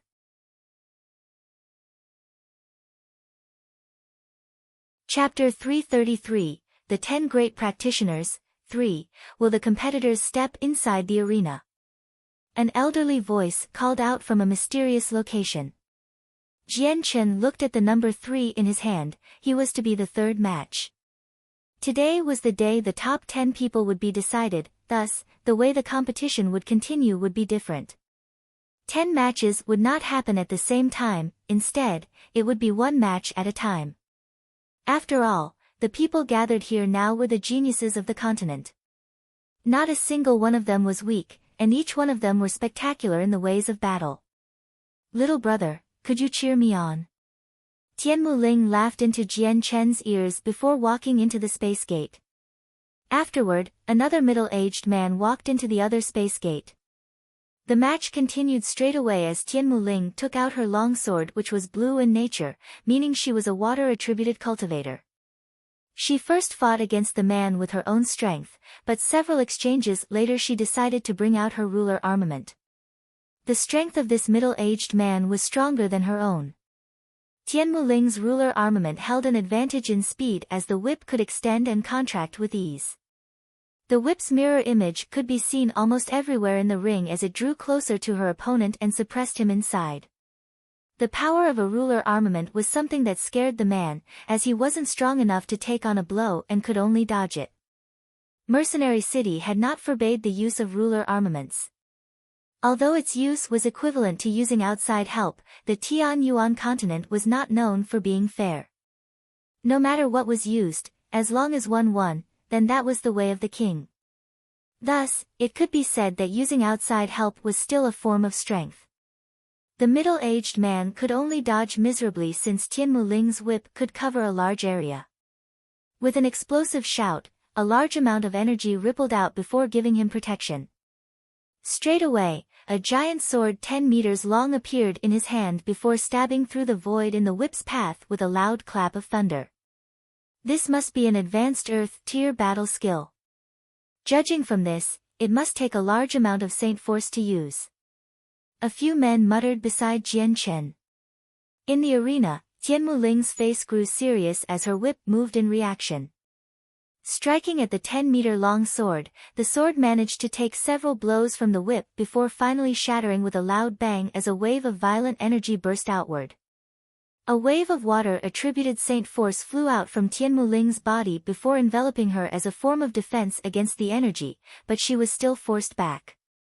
Just as Tian Muling moved back, her face suddenly grew pained as a large sword suddenly pierced through her chest from the back.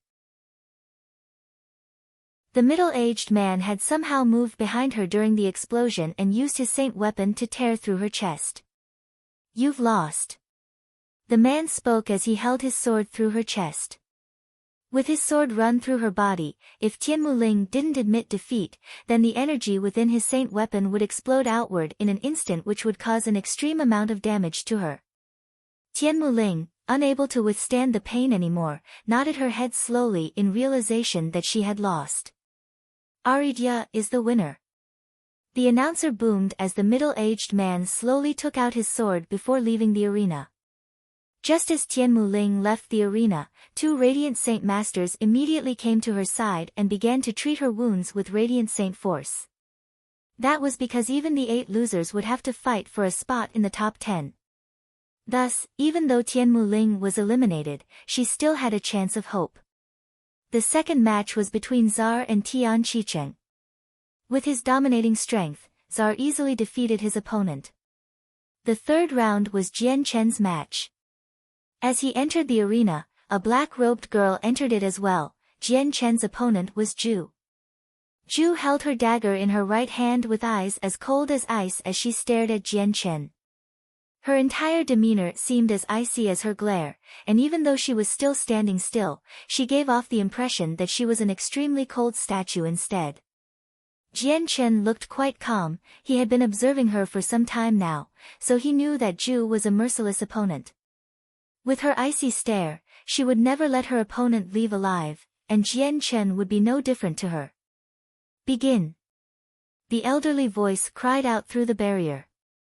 In an instant, Zhu disappeared into a black streak of light as she shot toward Jian Chen with her dagger shining in the light as it stabbed at his heart. At the same time, a strange and chilly feeling could be felt from the dagger, causing Jian Chen to feel a cold shiver. Jian Chen secretly felt some surprise in his heart. This would be the first blow of many, but he hadn't thought her saint weapon would be able to launch such a cold presence. Despite his shock, however, Jian Chen's movements weren't lacking either as he brought out his light wind sword in an instant to strike against the dagger. Ding! A metallic clang could be heard as Zhu's dagger was stopped by Jian Chen's sword. However, Jian Chen's sword began to gain a frosty coating while making Jian Chen feel as if he was suddenly naked within a world of ice and snow. With a look of shock, Jian Chen suddenly came to the realization that he had been underestimating Zhu too much. The very moment their saint weapons had come in contact, his sword had been infected by ice crystals. Just what martial art method is this for it to have such an effect?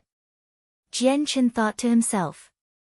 But then, Zhu struck out a second and third time as her dagger was poised to claim Jian Chen's heart. Jian Chen's sword smashed against the dagger both times, but with each block, the light wind sword grew thicker with frost. The icy chill made Jian Chen's arm grow rigid as well, almost as if it was freezing the bloodstreams within his arm. Her martial arts is quite strange. The longer we fight, the worse I grow. I have to end this fight straight away. Jian Chen thought immediately.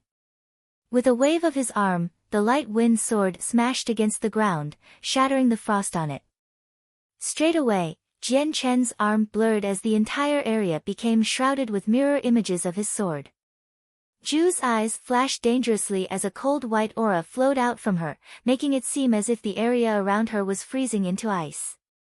The entire arena began to feel the effects as it instantly froze over. Even the barrier itself took on a layer of frost. Jian Chen's stab was immediately blocked as several clangs could be heard. Almost like a fish in water, Zhu was able to move forward and stab at Jian Chen's heart once more with her dagger. Seeing the dagger fly at him, Jian Chen subconsciously thought of the illusionary flash. With a single movement, he flew forward, leaving behind a perfect mirror image in his place before he struck out with his light wind sword. Immediately turning around, Zhu's dagger blocked Jian Chen's sword. Then, without retreating, she drew closer to Jian Chen's body and stabbed at his heart. At the same time, a sheet of frost climbed up Jian Chen's legs, making him immobile. Realizing that his mobility had been cut off, Jian Chen's face grew startled. Without a single moment of hesitation, his light wind sword flew into motion as it flew out 3 different times. One was to block the dagger, the second and third were aimed at Zhu's heart and throat, to try and force her back. With a grunt, Jian Chen stamped down on the ground with Saint Force aiding his feet, allowing him to shatter the ice that bound his legs to the ground. With his mobility back, he instantly used the illusionary flash to move like lightning toward Zhu's side with his light wind sword flying straight at her to suppress her. While Zhu's attack was by no means slow, Jian Chen was faster by a small margin. Just barely blocking Jian Chen's strikes with some pain, the light wind sword took on a sheen of frost once more, slowing down his next stab. Just at the most crucial point, a sharp amount of sword chi flew out from the sword, reducing the frost on the blade into powder before flying straight at Zhu. Quickly flying backward, frosty cold air flew out from Zhu's body before surrounding the entire area around her. With a small smirk, Jian Chen instantly activated the Heaven's Stolen Fortune so that his strength and speed was multiplied 3 times over. His light wind sword exploded with sword chi so that it shattered through the ice that had formed in the area before resting against Zhu's throat. Seeing the strike at her throat, Zhu stopped her attack and stared at Jian Chen with an expressionless face, but her eyes still reflected a frosty aura without any fluctuations of emotions. Jian Chen is the winner. A loud voice called out as 2 space gates flew up on both sides of the arena. As his light wind sword disappeared, he began to walk out without speaking a single word. Zhu turned to leave as well without another word. Jian Chen, good job. Ming cried out in excitement as he walked over to greet him. As Ming Dong's hand landed upon Jian Chen's shoulder, he immediately retracted his hand and cried out in shock, "Good God, Jian Chen, did you just come out from an icy cavern? Why are you so cold?" With a forced smile, Jian Chen replied, "Pretty much. That arena was essentially colder than an icy cavern. I almost found myself frozen to the ground. That Zhu is not an ordinary person, her martial arts is quite magical and strange. To be able to control such a cold aura along with her fighting strength, even someone stronger than her would be easily caught in her trap." Hearing Jian Chen's words, Ming Dong grew serious as he murmured, "It seems we have to be careful of her in the future."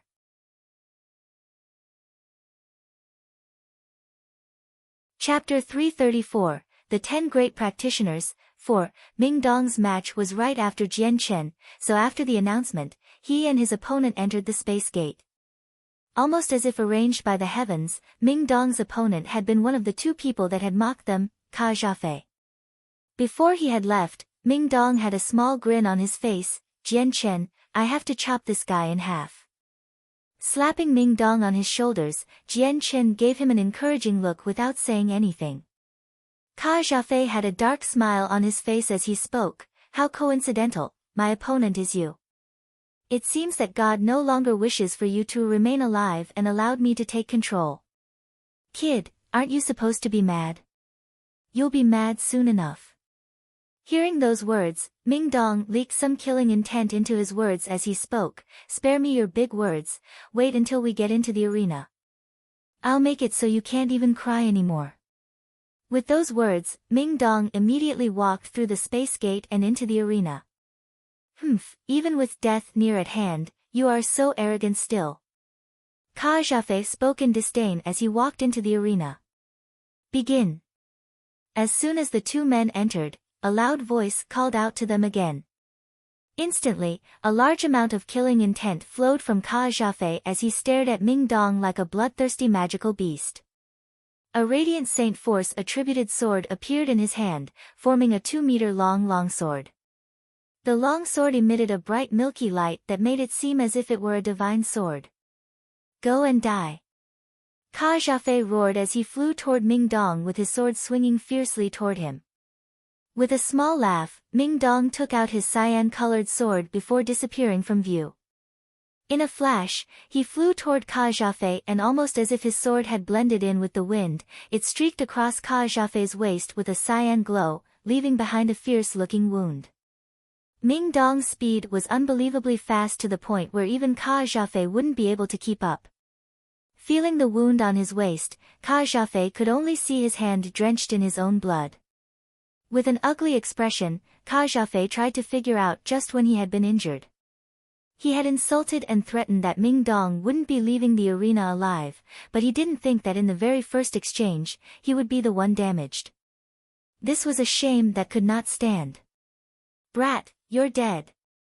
Ka Zhafei's glare grew dark before a milky white glow emerged from his wounds at the same time as he was talking, causing his wounds to heal quickly. Ming Dong sneered in disdain. "I've heard that you cultivators with a radiant saint force are not killable and are called the Undying. Today we'll see just how undying you actually are."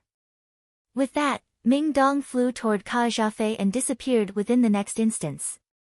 What a fast speed! Heavens, for his speed to be that fast, could he be a wind-attributed heaven saint master? Outside of the arena, many people cried out in amazement as they saw the speed that Ming Dong had just revealed. Even Ka Zhafei grew deathly serious as he watched Ming Dong flash away. As soon as he grew close, Ka Zhafei immediately shouted out loud as he brought his radiant saint weapon toward Ming Dong's chest. However, he had managed to only cut into an empty space where Ming Dong's mirror image had been. "Crap!" Ka Zhafei exclaimed at this bad development. Without a second's worth of a reaction, a sudden stinging pain could be felt from behind as a cyan-colored sword stabbed through his chest. Ka Zhafei shouted out in anger as he dashed forward so that the sword would be taken out of his body. In the next moment, a large amount of radiant saint force coursed through his body to treat the wound. While the wound on his chest wasn't fatal, it was still a heavy injury that would impact his fighting ability. "Brat, you've truly angered me. I'll definitely smash your body into pieces." Ka Zhafei's eyes grew bloodshot as he glared at Ming Dong with a furious expression. "You truly do think yourself as invincible. If I wanted to kill you, then I would have stabbed your heart earlier and killed you." Ming Dong laughed as if he was playing around with him. With a furious snarl, Ka Zhafei immediately burst with radiant saint force before forming a silver-white armor that covered his entire body sans his eyes. Karaga and Zar looked at the armored Kajafeh with a look of surprise before Zar mocked him. What a nuisance, he reaps what he sows. Now that he took out his radiant saint armor, he has truly lost all face. Karaga stood by Zar's side with an ugly look on his face, but not a single word was spoken. The other competitors had been stunned by Ming Dong's speed. Although Ming Dong wasn't all that old, his strength wasn't weaker than anyone else here. His speed was especially fast and made everyone think that he was actually a Heaven Saint Master. That was because his speed had already far outstripped the realm an Earth Saint Master could attain, and even a sixth cycle wind-attributed Earth Saint Master wouldn't be able to reach such a speed. Seeing the protective armoring on Kajafeh, Ming Dong was a bit dazed. This was the very first time he had seen such a thing, but he laughed anyways. Did you think wearing a tortoise shell would protect you? With that, Ming Dong disappeared once more before reappearing behind Kajafeh and slashed onto Kajafeh's chest. Bang! A loud sound was heard as Kajafeh flew back with a clear imprint on his chest armor. Ming Dong shook his slightly numb right hand as he muttered, "What a thick tortoise shell." Kajafeh glared venomously at Ming Dong as he raised his sword above his head. "Brat, you've been aggressive enough. I'll send you on your way now. Absolute truth first cross." Radiant Saint Force surged out from Kajafeh's body as he brought his sword up. At the same time, a powerful amount of pressure suddenly came crashing down on the entire arena, causing Ming Dong to find it hard to breathe. Although the pressure had not affected the barrier, the entire arena was affecting even the outside area, causing everyone on the outside to feel the mountain-like pressure as well. The pressure was so much that none of them felt as if they could move and instantly went pale as their blood escaped from their faces. This is a Heaven Tier battle skill, he's using a Heaven Tier battle skill. A white-haired elder cried out in shock, causing everyone else to pale at the overwhelming power. At the same time, everyone stared in excitement at Kajafeh. Regarding Heaven Tier battle skills, they were a once-in-a-millennia opportunity to become rich. Not a single person wanted to miss this, even the Heaven Saint Masters were all staring intensely at Kajafeh. This was because Heaven Tier battle skills were extremely expensive and some Heaven Saint Masters didn't even have a single Heaven Tier battle skill. Seeing Kajafeh's battle skill, Ming Dong had a serious look at last. "Don't think that you're the only one with a Heaven Tier battle skill, I'll show you the power of an advanced Heaven Tier battle skill." With that, an equally large amount of energy began to ripple out of Ming Dong before collecting together in his sword. In the next moment, a stronger wave of pressure blew back and returned the pressure given to him by Kajafeh's battle skill. Its power had reached even the outside area where countless of great Saint Masters coughed out a mouthful of blood as their faces grew even more pale. Suddenly, the entire crowd began to push backward as the ones incapable of enduring the pressure tried to escape. All sorts of panicked cries could be heard. Heavens, this is a Heaven Tier battle skill. Two Heaven Tier battle skills are about to clash. Who's going to be the winner and who will be the loser?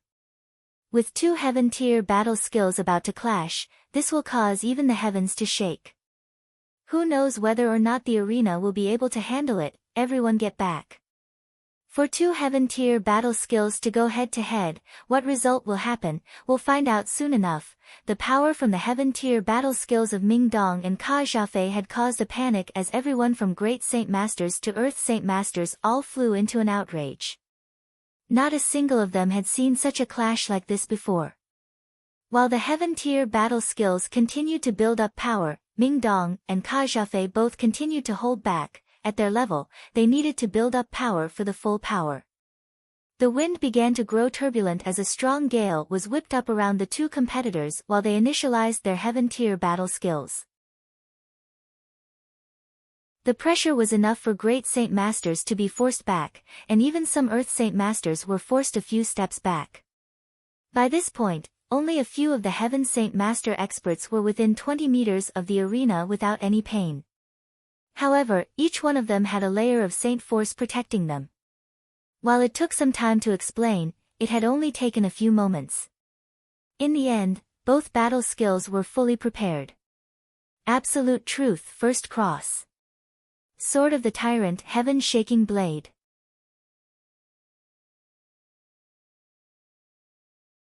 Chapter 335, The 10 Great Practitioners, 5, 2 bangs could be heard as the two men's saint weapons flashed forward. Ka Jiafei's silver sword seemed almost as if it was a divine sword that shot forward with seemingly 2 strikes that resembled a single cross that shined brilliantly in everyone's eyes, leaving behind a sun-spot-like image. With an overwhelming amount of power, the cross flew toward Ming Dong. Ming Dong's sword slashed toward Ka Jiafei as well. As his sword was swung, the winds began to warp as the skies grew dark. Only a compressed amount of sword chi could be seen as it flew toward Ka Jiafei and smashed against the cross. With a loud explosion, a large ripple of energy immediately scattered the entire area. Ming Dong's slash impacted against the cross, shattering it into pieces before continuing on toward Ka Jiafei. In the end, it pierced into his body before striking at the barrier behind him. With an explosion, the barrier rippled slightly before the attack dissipated. The explosive energy caused by the blow was quickly absorbed by the barrier surrounding the arena. Even as the energy struck against the barrier, it was like a pebble being thrown into the ocean and disappeared without any other external effect. In a flash, the entire arena was clean of any of the energy. Ming Dong continued to feel the brunt of this terrifying backlash. Compared to before, he no longer had the same easy-going face as before and was completely pale. The saint force that was used up by the heaven-tier battle skill was truly immense, and after that one startling attack, his saint force was almost all used up. Ka Jiafei stood in front of him with sluggish eyes and a dazed expression. Kacha! Suddenly, the strange white piece of armor that covered Ka Jiafei's body began to fracture into a large crack appeared from his forehead to the point between his legs and the bright red tint of blood could be seen coming out. The silver armor right now was an extremely eye-catching sight. In the next moment, a truly surprising thing happened as Ka Jiafei's body suddenly split in half before falling to the ground. His inner organs had long since been reduced to a minced mess as blood poured all over the place. After the two heaven-tier battle skills had clashed, Ming Dong had came out unscratched while Ka Jiafei was split in two. This sight caused everyone there to be breathless, even the various heaven saint masters were left speechless. At this moment, there were millions of people watching the finals, but the entire place was silent.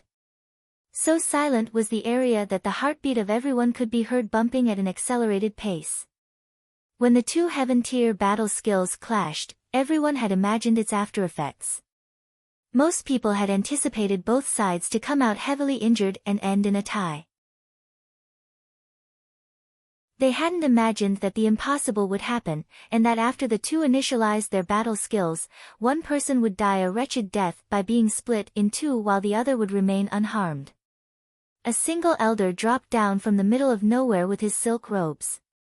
Standing in the air, it seemed as if he was treating the Earth Saint Masters and Heaven Saint Masters as beneath him, yet he was not rude at all. Not a single of the Heaven Saint Masters below him had any complaints and/or any dissatisfaction toward this individual. Every single Heaven Saint Master had only respect for him and even a small yearning. The elder stared at the arena below before muttering, a 6th cycle Earth Saint Master versus a 5th cycle Earth Saint Master. An advanced heaven-tier battle skill versus a primary heaven-tier battle skill, this type of outcome wasn't unexpected at all. While the elder didn't speak too loudly, his voice could still be heard loud and clear throughout the arena. Immediately, the entire crowd went into an uproar as they looked at Ming Dong with a mixture of envy, admiration, and jealousy. An advanced heaven-tier battle skill, he had one of those. I've been a Heaven Saint Master for over 20 years, but my strongest battle skill is only an advanced Earth tier battle skill, AI, he's already a 6th cycle Earth Saint Master at this age. Dear heavens, that's impossible, did I hear that right? He's not even 30 years old, how could he be a 6th cycle Earth Saint Master? And a Heaven tier battle skill, good God, that's just too shocking. This gathering of the mercenaries is far too much. In a short moment, all sorts of comments could be heard coming through all over the arena as everyone congratulated, complained, or grumbled their thoughts about Ming Dong. The floating elder looked at Ming Dong with a envious look before speaking absent-mindedly to himself, who would have known that the great elder would have bestowed the technique that made him well known to you. For a youth to have such control over the sword of the tyrant. It seems that the great elder did not waste any effort to train you. Ming Dong, just who are you for the great elder to spend so much time and energy? The winner of this match was clear to see to anyone with eyes. So even though Ming Dong hadn't heard the cry of victory, a space gate opened up to let him out. With a breath of relief, Ming Dong looked at the split body of Ka Jiafei and said, "I told you I'd split you in half, let's see if you believe me now." With that, he walked away and into the space gate. The space gate behind Ka Jiafei opened up, as well as several of the members of Mercenary City quickly came in and started to clean up the arena. Ming Dong returned to Jian Chen's side as everyone stared at him in a new light. Each one now had a deep fear imprinted on them, even Karaga looked at Ming Dong with a completely new emotion. Jian Chen and Ming Dong gave each other a mutual look before the both of them sat down on stools to watch the rest of the matches. At this moment, Qin Ji walked up to Ming Dong with a respectful posture. "Congratulations to brother Ming Dong for becoming one of the top 10. With your strength, getting into the top 3 will not be an impossible task." With a laugh, Ming Dong began to speak to Qin Ji for a little while. As the two talked, the finals continued with the usual marvelousness, but after the match between Ming Dong and Ka Jiafei, nothing could compare to their beautiful clash. Thus, every match after did not seem as exciting. After the 8 matches had been concluded, 8 winners were established. Aridia, Zar, Jian Chen, Ming Dong, Bailey Tong, Karaga, and Zhang Sun Yunfeng. Much to the shock of Jian Chen, the wind-attributed Earth Saint Master that he had came across before while hunting for tokens had made it into the top 8, Zhang Sun Yunfeng. After the top 8 had been established, Zhu and Tianmu Ling had managed to make their way back into the top 10 after winning the losers bracket. At last, the 10 names of the contestants were complete.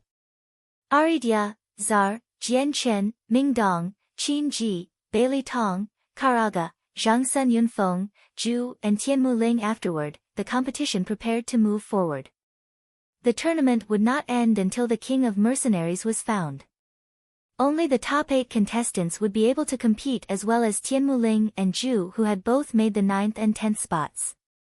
The 8 people began to pick their numbers so that an announcement could be made. Then the announcement came: Jian Chen vs Karaga. Ming Dong vs Zhang Sun Yunfeng. Qin Ji vs Zar. Aridia vs Bailey Tong. The final rounds would be held 3 days later, as each competitor went into a special inn prepared for them to rest. The entire inn was protected by a barrier so that only the competitors could enter. At the same time, they couldn't exit the barrier. All of the inn workers were trusted aides of Mercenary City. During those 3 days, Jian Chen spent the majority of his time ensuring that his body would be in peak condition. After that, he took out the Duanyun sword and the seal of Treasure Mountain to inspect them. After fiddling with them for half a day, he had came to a final conclusion.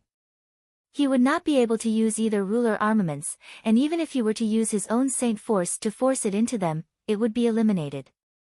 The seal of Treasure Mountain was as the 4 brothers of the Kai family said. Jian Chen would not be able to use it, and the seal of Treasure Mountain was nothing more than a broken piece of iron in his hands. Could it be that the words of those 4 were true? A ruler armament requires the right bloodline in order to be used? Jian Chen thought as he eyed the item. This was the only explanation that made sense to him.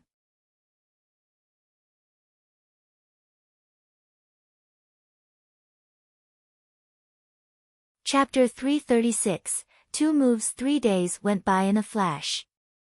Every competitor had their bodies in peak condition for the finals. Outside of the barrier, there was a lot of chatter and many discussions on who would be the winner, causing people to start to bet. Every single one of the gamblers wanted to win big, so the overall sum was well over 10 million purple coins. However, most of the bets were on Ming Dong being the winner, while everyone else had a tenth of the votes.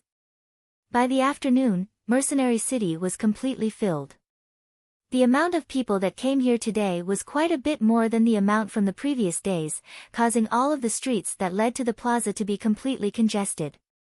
Jian Chen and Karaga both stood in the opposite ends of the arena while giving fierce looks at each other. "Brat, you and that Ming Dong seem quite close. Ming Dong has killed my brother Ka Zhafei. Today, I shall spill your blood as a sacrifice to Ka Zhafei's soul. Then, Ming Dong will have his turn to accompany you." Karaga glared at Jian Chen. Jian Chen snorted as he gave a small smirk. Your brother Ka Zhafei and Ming Dong had said similar words to each other, and in the end, Ka Zhafei was split in two by Ming Dong. Today, your words scare me just as much as Ka Zhafei's words scared Ming Dong. You will see that the person who falls today will be you. Do you think yourself as Ming Dong? The fact that Ming Dong is a 6th cycle Earth Saint Master is something that I did not expect, and neither did I think that he had such a strong heaven-tier battle skill. Ka Zhafei's death at Ming Dong's hands was not wrong, but are you also a 6th cycle Earth Saint Master? If you are one, then I, Karaga, will immediately admit defeat and kowtow my head thrice. Karaga sneered with disdain. With an impassive look, Jian Chen replied, "There is no need for you to know my strength. Just know that you need not kowtow because you will not leave here alive. Remember that each and every word of yours comes at a heavy price." With that, Jian Chen's killing intent began to leak out from him. With a cold smile, Karaga began to exude his own killing intent, but not another word was spoken. "Begin." A loud voice called out into the barrier. A silver-white two-handed sword that was 2 meters long appeared in Karaga's hand, flickering with a faint white glow that made it seem almost holy. At the same time, Jian Chen's light wind sword could be seen materializing in his own right hand. Holding it in front of him, Jian Chen spoke, "If you have that strange armor, then you would best put it on or risk losing the chance to later." At this, Karaga's face grew hot with fury. In the past, no matter where he went, he had been respected and revered by all. However today, he had been scorned by a single youth no older than the age of 20, for the high and mighty Karaga, he could not bear this. Outside of the arena, everyone began to point wildly at the scene with loud chattering of amazement at the initial strike. Who do you think will win? Of course it'll be Karaga. It's definitely Karaga. I've heard that he and Ka Zhafei are extremely close. Even Ka Zhafei was a 5th cycle Earth Saint Master. Karaga's strength is definitely just as strong, but I'm not sure if he has a heaven-tier battle skill or not, but Jian Chen's strength isn't bad either. He's quite young. What age do you guys think? I would say 20 years old. He couldn't have been cultivating for that long. That's right, Jian Chen couldn't have been cultivating for more than a dozen to 20 years. I can also see that he is an attributeless Saint Force cultivator as well. He cannot compete with Karaga, who is a Radiant Saint Force attributed cultivator. He is also called the Undying by most and is incredibly strong. Who could possibly kill him? Suddenly, the chatter immediately stopped as everyone saw the bright red line on Karaga's neck. The red line began to grow wider before the entire neck seemed to be completely red. Even before the line could become completely red, everyone had already came to the conclusion that the line was blood. Like a water fountain, blood began to spill from Karaga's neck as he fell to the ground. His neck already had a pool of blood forming beneath his body. Then, his head rolled away from the body, causing the blood to pour from his neck in a steady stream, covering the entire arena with blood. Outside of the arena, everyone had gone into a mute shock as they stared at the scene in the arena with wide eyes and looks of amazement. For someone strong with a Radiant Saint Force like Karaga, it was unexpected for him to be beheaded by the young-looking Jian Chen as soon as the match had started. This was such a wide gap in skill, everyone found it almost hard to believe. As if ignoring everyone else, the moment the announcement was revealed, Jian Chen walked out of the space gate and into the staging area where everyone was staring at him with wide eyes as if they had no idea whether or not someone was coming back. What a fast sword, for him to stab outward in less than a single second. This type of strength is far too much. It seems that his sword has a secret regarding those two strange lights if it could cut a sixth cycle Earth Saint Master's weapon. A Heaven Saint Master elder spoke in admiration. Leaving the arena, Jian Chen had found it hard to contain his excitement. This wasn't excitement from winning, but excitement from seeing his azure and violet sword qi growing in strength once more. Though, everyone had seen the glows. Jian Chen had been able to behead Karaga, so Ming Dong naturally congratulated him. The other competitors' outlook on Jian Chen had now changed by a lot. They all replaced Karaga with him as the number one person here. Everyone had a strange fear of him now, almost as if he were a bigger threat than Ming Dong. Jian Chen's beheading slash of Karaga took less than a second, practically faster than a thunderclap. Even they hadn't seen what had transpired inside the arena, since Jian Chen's speed was just far too fast for them to notice.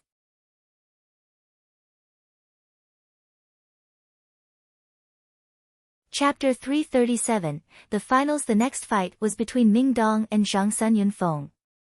After a short break, the arena was back to normal, allowing Ming Dong to enter via the space gate. However, before he could cross through, Jian Chen pulled him aside and with a sharp glance toward Zhang Sun Yunfeng, spoke a few words of warning. With a clench of his fist, a spark of killing intent could be seen in Ming Dong's eyes as he spoke. "Don't worry, Brother Qin Shao has been kind to us. I, Ming Dong, will take revenge for him." With that, he stalked into the arena. Zhang Sun Yunfeng was a middle-aged man who looked quite refined, almost as if he was a wise scholar. His eyes wavered when he saw Jian Chen and Ming Dong talking together as his heart began to beat faster. With some hesitation, he finally gritted his teeth and strode into the arena with his head held high. Quickly, both combatants entered the arena with Ming Dong staring at Zhang Sun Yunfeng with a look that held none of his killing intent back. This caused Zhang Sun Yunfeng to feel a bit startled before taking on a more serious look. He and Jian Chen already had a small conflict in the past, and Jian Chen and Ming Dong were on good terms with each other, allowed him to deduce from these two facts that Jian Chen had asked Ming Dong to eliminate him. "Begin!" the announcer cried out. Without hesitation, after hearing the announcement, he disappeared without a single trace and flew at Zhang Sun Yunfeng in an instant. "I admit defeat." A mere moment after the match had started, Zhang Sun Yunfeng cried out immediately. He had personally seen Ming Dong and Ka Zhafei's fight for himself and knew that Ming Dong's strength was not something that he himself could be an opponent of. Ming Dong had no intention of sparing Zhang Sun Yunfeng and instantly reappeared right in front of him with his saint force exploding out from his body as he lashed out with his sword. At the same time, a powerful sword appeared and pressed against Zhang Sun Yunfeng's body, causing him to feel as if he was stuck in a quagmire and could not move. Earth Tier Battle Skill. Zhang Sun Yunfeng spoke in shock. He had no idea that Ming Dong would have such an attack and would be so familiar with the skill that he could use it straight away. Ming Dong's sword came slamming down onto Zhang Sun Yunfeng's head with a domineering pressure and speed that had rendered him unable to defend or even move against Ming Dong's attack. At the same time, the barrier came crashing down like a curtain from the heavens, separating Ming Dong and Zhang Sun Yunfeng from each other. Ming Dong's strike crashed against the barrier with a resounding bang, but the energy from the shock wave was absorbed into the barrier like a pebble in the ocean without a single trace of damage. When one of the combatant admits defeat, then the other combatant is forbidden from making any further attacks. Ming Dong is the winner. A loud voice boomed out as two space gates opened up on both sides. Staring vehemently at Zhang Sun Yunfeng, Ming Dong let out a helpless sigh before walking back to his space gate dejectedly. With his own sigh of relief, Zhang Sun Yunfeng was extremely grateful for the last-second protection against Ming Dong. If it were not for that, then he would have been killed by Ming Dong's attack and would not live to see himself walk out of the arena. Zhang Sun Yunfeng stared in fear at the retreating back of Ming Dong before walking himself sadly back to his own space gate. He had spent 40 long years cultivating so that he could attain such a strong power, but he hadn't thought that some youth under the age of 30 would have been able to force him into such a miserable state. The next match was between Qin Ji and Zar. Although Qin Ji had a ruler armament, he could not use it in this match because of the barrier placed onto him being restricted. The match was extremely short since Qin Ji was incapable of hurting Czar with his Radiant Saint armor, leaving Czar as the winner. The final round was between Aridia and Bailey Tong.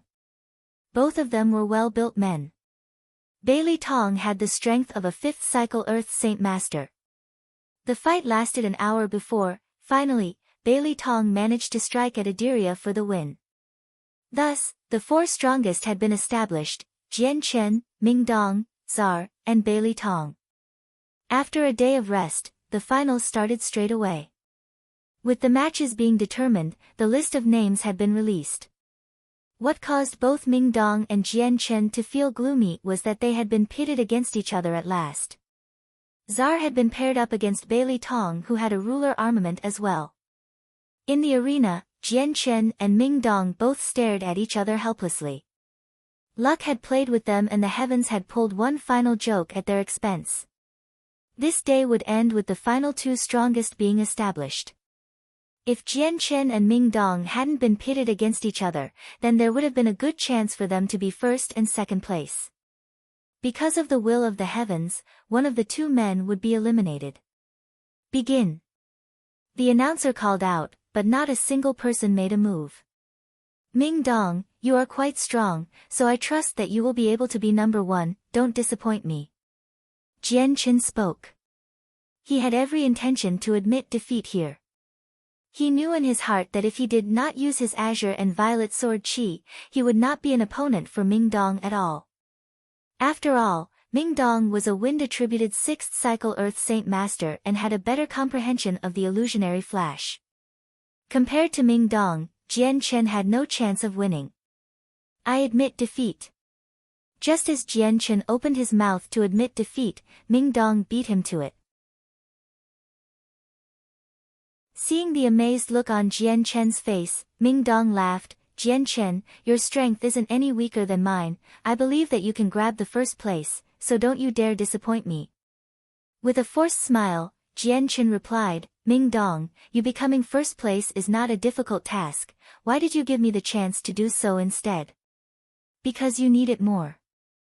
Jian Chen, Uncle Tian told me that whoever is 1st place within the gathering of the mercenaries will be able to cultivate in the holy grounds of Mercenary City for half a year. Jian Chen, you know that I am already at the peak of the 6th cycle Earth Saint Master. At any given time, I can make the breakthrough to become a Heaven Saint Master, so the holy grounds is of no use to me. You on the other hand, are in a different situation. Ming Dong spoke seriously. Smiling more freely now, Jian Chen said, then fine, Ming Dong. Since you have given me the chance, I won't dare let you down now. Congratulations on your win. Ming Dong laughed. What Ming Dong didn't know was that when he had conceded the match, countless of people howled out in anger and cursed. That was because everyone had bet on Ming Dong being the number 1 person in the competition. When they had placed all their bets on Ming Dong and now witnessed him admit defeat, the money they had spent was thrown away.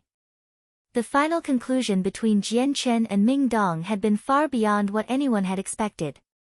Only those who had some familiarity with the 2 had a look of smugness on their faces. They knew that Ming Dong and Jian Chen had been with each other for some time, and while they knew that Ming Dong was extremely strong, he had always treated Jian Chen as the leader, almost as if he was the boss. The millions of people within Mercenary City began to talk among themselves as everyone that had bet on Ming Dong felt extremely dissatisfied. It was only until a Heaven Saint Master commented that Jian Chen himself was not weak at all and had proved it when he beheaded Karaga in an instant. After that, anyone who had expressed their dissatisfaction at Ming Dong's defeat grew quiet. For those who had placed a large sum of money on Ming Dong, they could only drop their heads and wallow in their sadness. No matter how loud the chatter was, not a single person within the arena could hear it because of the soundproofing characteristic of the barrier, so Ming Dong and Jian Chen had not heard a single word. Afterward, Czar and Bailey Tong stepped into the arena. Czar had already reached the 6th cycle Earth Saint Master level and had a small repertoire of strong battle skills. Bailey Tong was only at a 4th cycle Earth Saint Master strength but had a ruler armament, yet this would not be very effective against the Radiant Saint armor of Zar. With Zar also being able to heal himself with his Radiant Saint force, the battle did not take long with the Radiant Warrior Zar being the winner. The final round of the competition and the most important one would take place the following day. Because this was the final battle, it would give rise to the strongest individual of the gathering of the mercenaries and would be given the honor of being called the King of Mercenaries. During the following day of rest, Jian Qin disregarded the break and put all of his efforts into comprehending the illusionary flash. He had already attained the first layer of mastery with the Heaven's Stolen Fortune and could increase his strength 3 times over. This was already a pleasing result to Jian Qin, so he did not need to worry anymore on studying the Heaven's Stolen Fortune since it would be impossible for him to make the second layer in such a short amount of time. Even if he were to somehow gain mastery of the second layer, his fighting strength would not be all that much different in relativity since his strength would only be multiplied by 4 times. Even with his first cycle Earth Saint Master strength multiplied by 4, it would not be able to contend against a Heaven Saint Master. Rather than that outcome, Jian Qin threw all of his time and effort towards studying the illusionary flash. He was not focusing on getting first place of the gathering of the mercenaries since he had a great deal of confidence in getting it already. What Jian Qin truly did fear was the Jieda clan and Shi family. He could anticipate that the moment he left Mercenary City, there would be experts from both powers coming to kill him and take back the ruler armaments. The grudges between him and the 2 powers would never be dissolved since he was far too weak.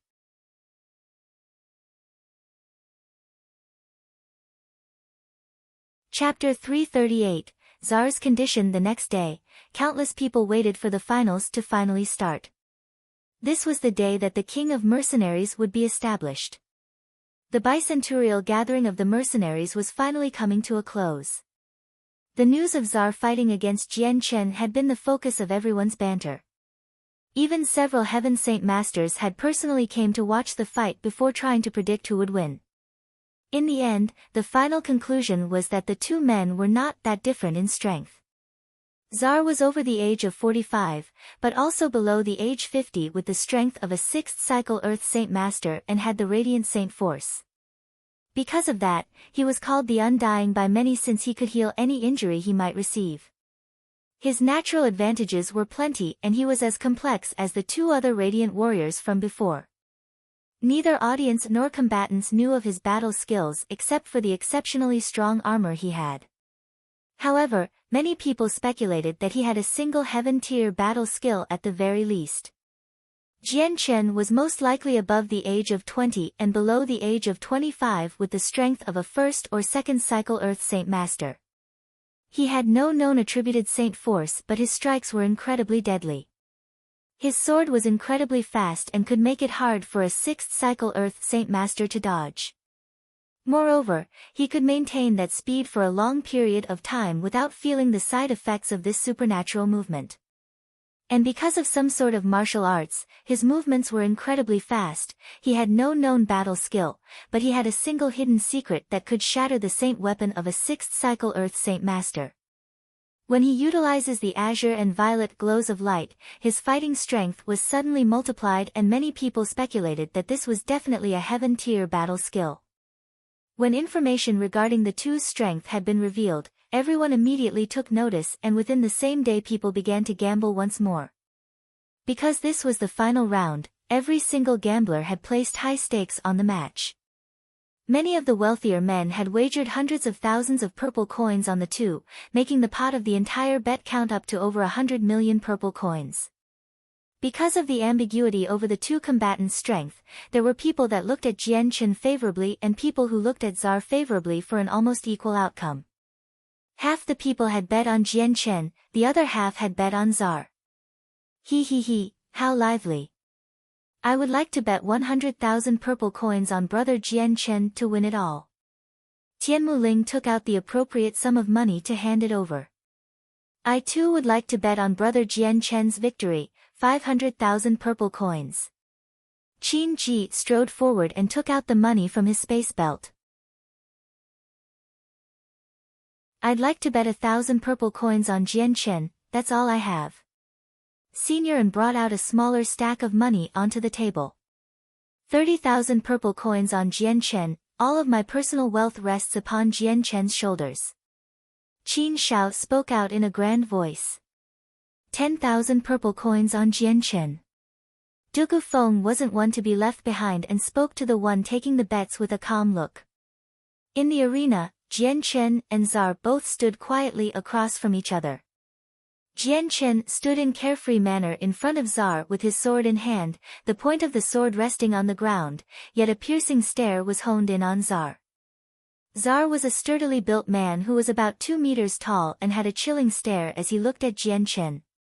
He had come fully prepared by wearing his silver-colored armor where wisps of radiant saint force could be seen revolving around it, basking the area around him in a glowing light and giving him the appearance of a holy person. The only place that had not been covered by the armor were the 2 spots where his eyes were. Holding his bright saint weapon above his head, the armored Czar looked like a revered war god.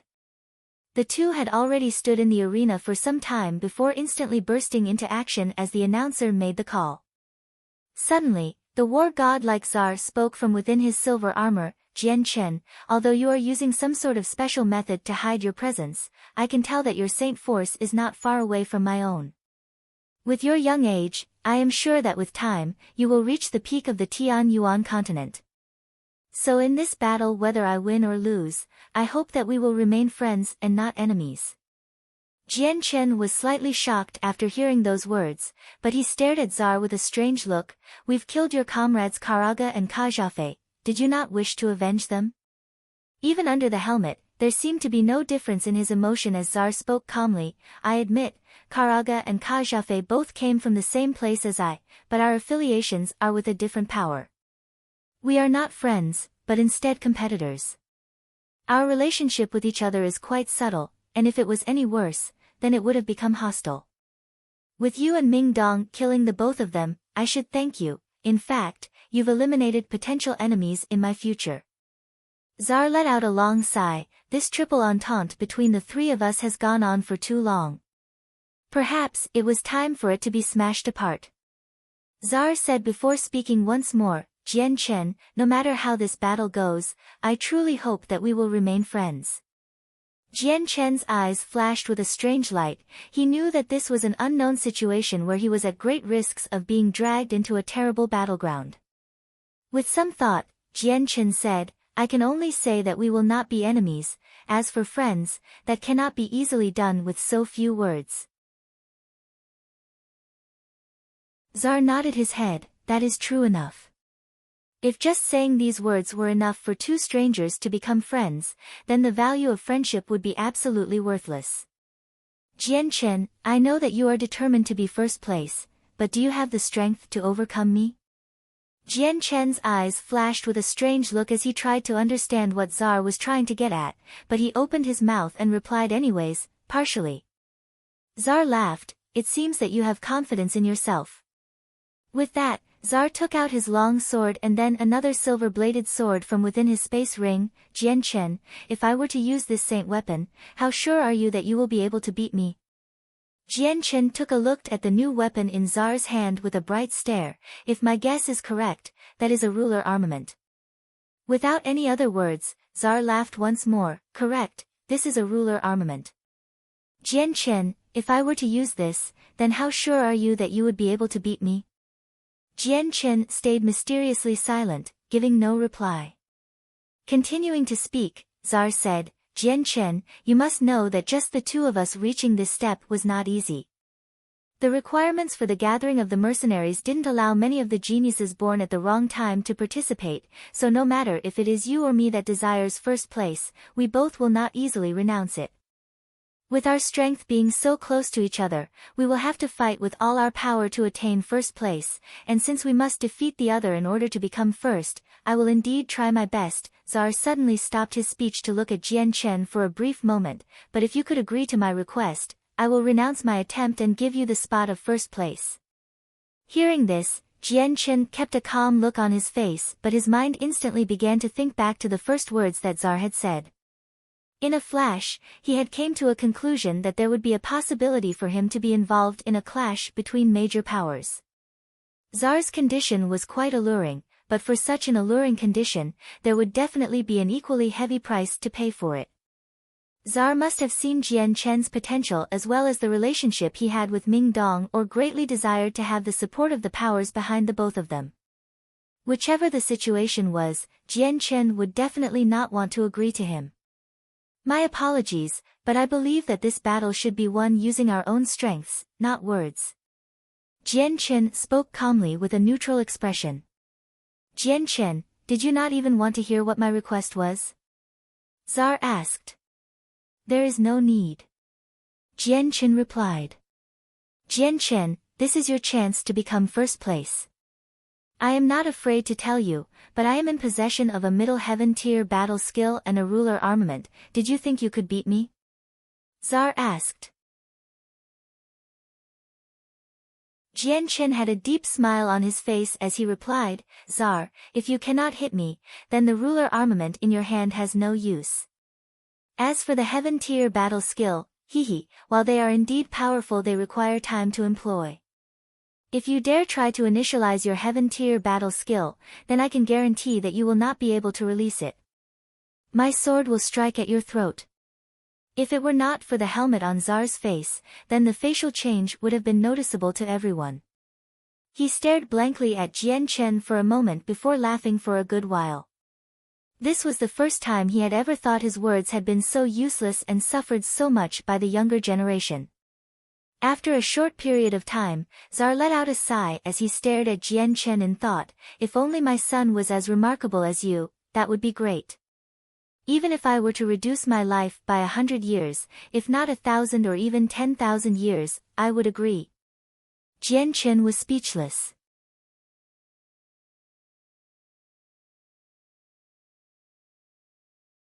Chapter 339, The Soul Sword. Once more, the moment Ming Dong saw the ruler armament in Tsar's hand from the outside, his face grew startled. Crap, I didn't think he would have a ruler armament. His secret was cleverly hidden until now. This will be troublesome to see if Jian Chen will be able to beat him. The next moment, the two fighters spared no more words and waited for the match to officially start. 2 hours had passed, and if Tsar hadn't made a move, then Jian Chen would have thought that the match had long since started. He hadn't heard the call, but the time he had waited was already far too long. He had came here in the morning, and now it was almost noon. The blazing hot sun was already high in the air and its hot golden light rays poured down, basking the entire area with a golden color. Despite the sun blazing overhead, not a single person felt the heat. It was already winter in season, so the temperature was not unbearable. Only a few really noticed the sunlight's heat, but they thought it to be more comfortable than not, unlike summer heat which everyone came to hate. It is now the 3rd hour, let the competition begin. Suddenly, the voice of the announcer could be heard. Hearing this, Jian Chen almost felt like spitting out blood. He had no idea that he and Tsar would be standing around like idiots until the 1st hour past the start of the afternoon for the match to begin. Tai. On the other side, Tsar had already burst into motion as his radiant saint force exploded away from him. With his ruler armament high in the air with a divine-like radiance, his entire person seemed equally divine in spirit, making him seem like a war god. As the ruler armament was waved in the air, a large amount of sword chi suddenly flew out toward Jian Chen like a crescent moon. Its power was so strong that even while flying through the air, the crescent-shaped sword chi began to distort. For a 6th cycle Earth Saint Master to wield a ruler armament, the amount of energy that would be released would be much more than Dugufeng. The crescent-shaped sword chi flew at Jian Chen, who was instantly torn apart, allowing the attack to continue on. It exploded against the barrier where it disappeared like a pebble within the ocean. Seeing how Jian Chen had been smashed apart by the crescent sword chi, the entire audience all gasped in shock and amazement. However, the cries were all cut short as they realized it had only been a mirror image of Jian Chen that had been hit. The real one suddenly reappeared behind Tsar with his light wind sword glowing with a faint azure and violet sword chi before stabbing at his back. Tsar didn't even bother to turn around and immediately swung his ruler armament behind him. The energy from the ruler armament burst outward with a shaking sensation, almost as if the area around it could not handle the energy output.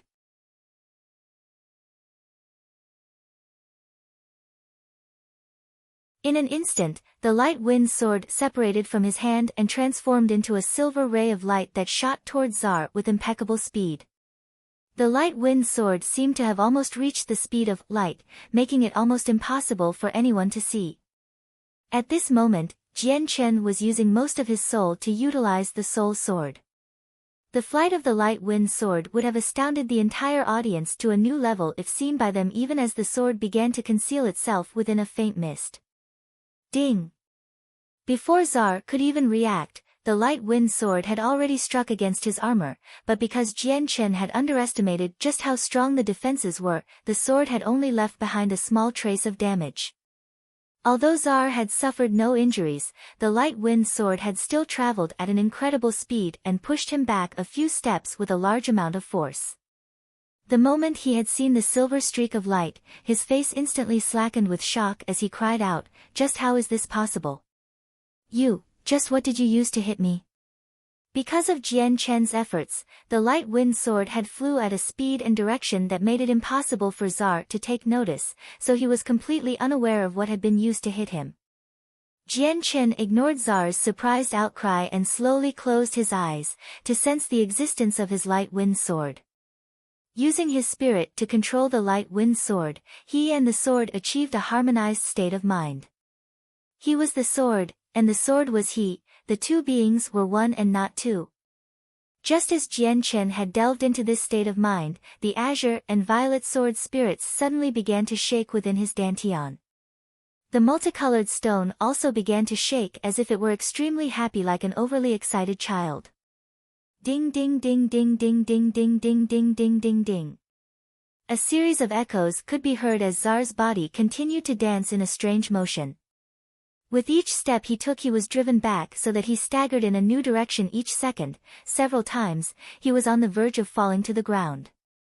It was evident to see that he was in a bad position. On his armor, a chain of firework-like sparks could be seen as they lit up his radiant saint armor and left several impressions in it. Just what in the world is happening? What trickery is this? Tsar cried out in shock and anger. Jian Chen and his sword were now one, and with him placing all of his strength on controlling the light wind sword, its speed was practically invisible to the naked eye. Even though Tsar was being constantly assaulted by strikes, he couldn't see just what was hitting him. The light wind sword continued to rain down on Tsar's body with an unbelievable amount of strength. Each strike rocked his body, making him unsteady. At last, Tsar stabbed his ruler armament into the ground to anchor his position while allowing the invisible strikes to continue to pelter him unobstructed. His radiant saint armor was valiantly durable and was comparable to even Shi Xiangran's defensive barrier. No matter how many strikes hit him, they did no damage to him at all. Just what in the heavens is this? Tsar stared in bafflement toward the immobile Jian Chen. He had no idea how many times he had spoken those words now, but it went without saying that he was extremely curious to know just what trickery Jian Chen was doing. Outside of the arena, every single person gasped in shock with their eyes wide open as they watched the show happening right in front of them. All they could see was the stationary Jian Chen, who seemed like a stone statue, and Tsar, who was 20 meters away with his ruler armament stabbed deep into the ground. His hands were clenched onto the ruler armament while a series of sparks flashed across his armor. This strange show left everyone absolutely mystified on how exactly this situation came to be and what was causing it.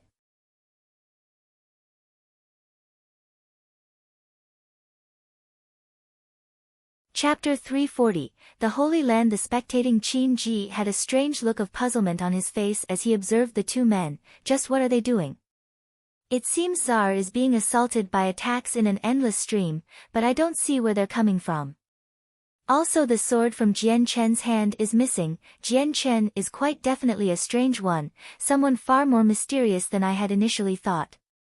Even Qin Ji was incapable of spotting the light wind sword since the speed it was traveling at was beyond what he could detect with his naked eye, meaning that he could only see the sparks flying off Zar's armor without know just how Jian Chen was involved.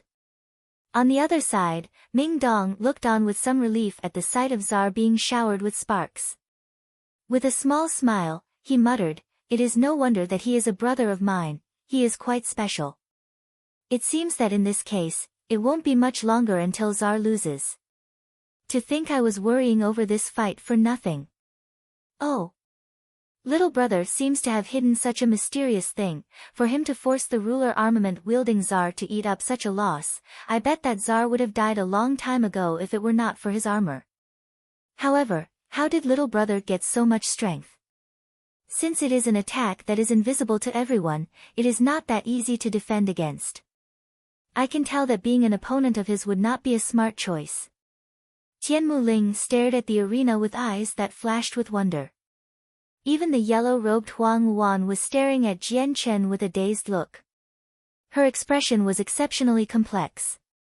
Her mind couldn't help but think back to the first time she had met Jian Chen, that awkward meeting at the river.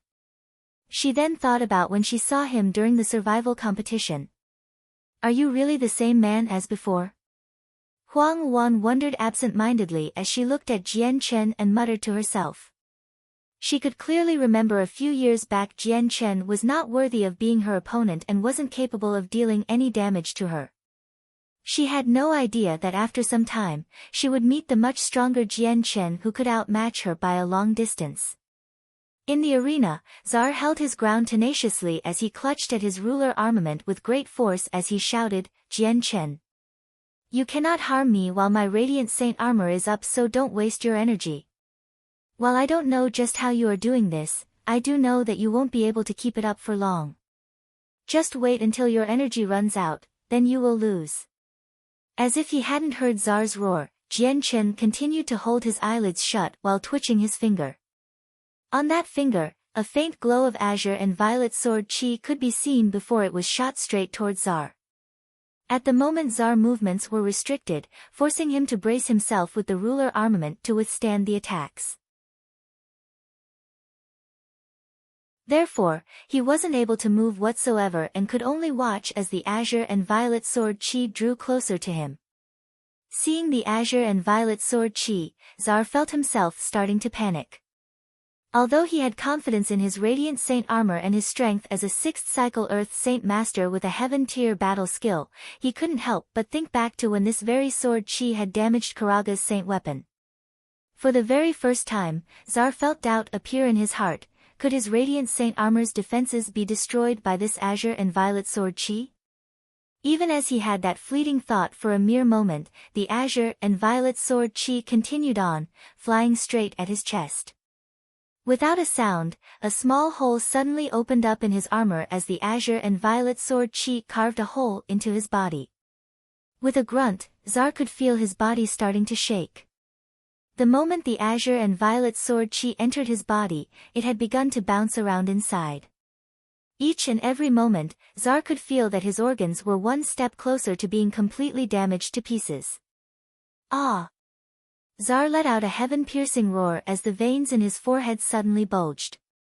All of the saint force within his body immediately surged to wrap the azure and violet sword chi in order to eradicate it from his body. While the azure and violet sword chi was weak, its power was still enough to cause Zar to be incredibly fearful. He used all of his saint force to intervene, but not only did it fail, the azure and violet sword chi continued to wreck his inner organs. As the azure and violet sword chi bounced around Zar's insides, it continued to whittle away at his chance to live. Not only was a man's interior body their weakest point, it was also the most fatal area. With the azure and violet sword chi destroying his insides, in less than a few breaths, Zar had already suffered several serious injuries. Just what in the world is this force? Who hurry up and take it back, take back this force. Zar had a terrified look on his face as he cried out to Jian Chen. At this moment, the azure and violet sword chi was bouncing for his heart, and if it were to get too close, then his heart would be instantly shredded apart like tofu. Even a radiant warrior would not be able to survive an injury like that. A faint streak of silver light appeared within Jian Chen's hand as he slowly opened his eyes, revealing a tired expression. With a sudden sway of his body, he flashed in front of the beaten Tsar and placed his palm against Tsar's chest. The very moment Jian Chen placed his palm against Tsar's chest, the azure and violet sword qi that was causing havoc inside his chest instantly turned docile like a sheep. Just like how an obedient child would behave, it slowly moved out of Tsar's chest and into Jian Chen's palm, where it blended in with the sword spirits within Jian Chen's dantian. Feeling the presence of the azure and violet sword qi dissipate from his body, Tsar let out a sigh of relief before staring at Jian Chen with a frightened voice. Just what in the world was that force? It was so strong that it easily managed to shatter my radiant saint armor. He quavered. Tsar, I've won this battle. Jian Chen spoke with a smile. Knowing that Jian Chen would not talk anymore about the strange azure and violet sword qi, he decided not to talk anymore about the subject and nodded his head sadly. You've won indeed. With that, the radiant saint armor on Tsar's body began to disappear from sight. It was only at this point that Tsar's face could be seen, a deathly white color. The clothes that he wore underneath the armor had already been dyed a bloody red from the attack of the azure and violet sword qi. At that moment, the barrier that had been surrounding the arena suddenly disappeared. The elder who had been announcing the competition suddenly spoke in a loud and grandiose voice so that everyone in Mercenary City could hear. I declare as of this moment, there is finally a victor to the gathering of the mercenaries. With Jian Chen as the winner, he will also be crowned the king of mercenaries and will be awarded with the glorious medal of our mercenary city. He will also be awarded with an advanced heaven tier battle skill and cultivation method. Furthermore, he will also be able to enter the holy grounds to cultivate for half a year, and if his mercenary group is not already A-ranked, then it will be automatically promoted to such a rank. Hearing the announcer's judgment, Ming Dong finally let out a deep breath of joy as Qin Shao and the others cheered while Senior and hugged everyone in excitement. The gathering of the mercenaries rewarded the first-place person quite handsomely and even granted the winner with a medal that represented the honor of being the king of mercenaries. Upon hearing the first-place prize of the gathering of the mercenaries, countless of Heaven Saint Masters had looks of envy on their faces. An advanced Heaven tier battle skill was infinitesimally close to a Saint tier battle skill. Not a single one of the Heaven Saint Masters outside of the arena could boast of having an advanced Heaven tier battle skill. Many of them didn't even have any primary Heaven tier battle skills. This was because all of the strongest battle skills were in the possession of the few strongest clans, so any Heaven Saint Masters without a background would already find it challenging to find even a primary Heaven tier battle skill. But right now, an Earth Saint Master kid had somehow managed to claim the number 1 spot of the gathering of the mercenaries and obtain a Heaven tier battle skill. Thus, this made many of the older generation cultivators feel an extreme amount of envy for that battle skill. AI, this advanced tier battle skill was far too easy to obtain. I left my home to travel the continent for 100 years, and the only thing I have to show for it is an advanced Earth tier battle skill. Just when will I get a Heaven tier battle skill? A white-haired elder muttered to himself as he stared at Jian Chen with envy. He too was a Heaven Saint Master. The Holy Lands, that is the legendary place that is said to house even saint rulers. I bet there would be no shortage of the rumored Saint tier battle skills there, but I don't know if that is true or not. Unfortunately, I have never heard or seen any information regarding it in my entire life. Another Heaven Saint Master sighed. Jian Chen and Tsar both walked through the space gate with a brilliant glow as they left. Just as Jian Chen disappeared from the arena, he saw a crane-hairstyled elder standing 5 meters away from him with a smile. It looked as if he had already been waiting for him for some time. Dressed in fine silk clothing, the elder stared at Jian Chen with a faint smile. Jian Chen, congratulations on becoming the king of mercenaries. I will take you to reward you with a Heaven tier battle skill and cultivation method. Please follow me. Then if Senior would lead the way. Jian Chen cupped his hands together and followed the elder toward the armory. On the way, the elder spoke calmly, Jian Chen, the biggest reward of being the king of mercenaries is the Holy Land, not the heaven-tier battle skill. The Holy Land is not only a sacred place to our mercenary city, but to the entire Tian Yuan continent. This is where heaven saint masters yearn to be and where saint rulers roam about. You must cherish this opportunity since only saint rulers are allowed entrance. It is only every 50 years that anyone under the rank of a saint ruler can enter, but they must be the king of mercenaries.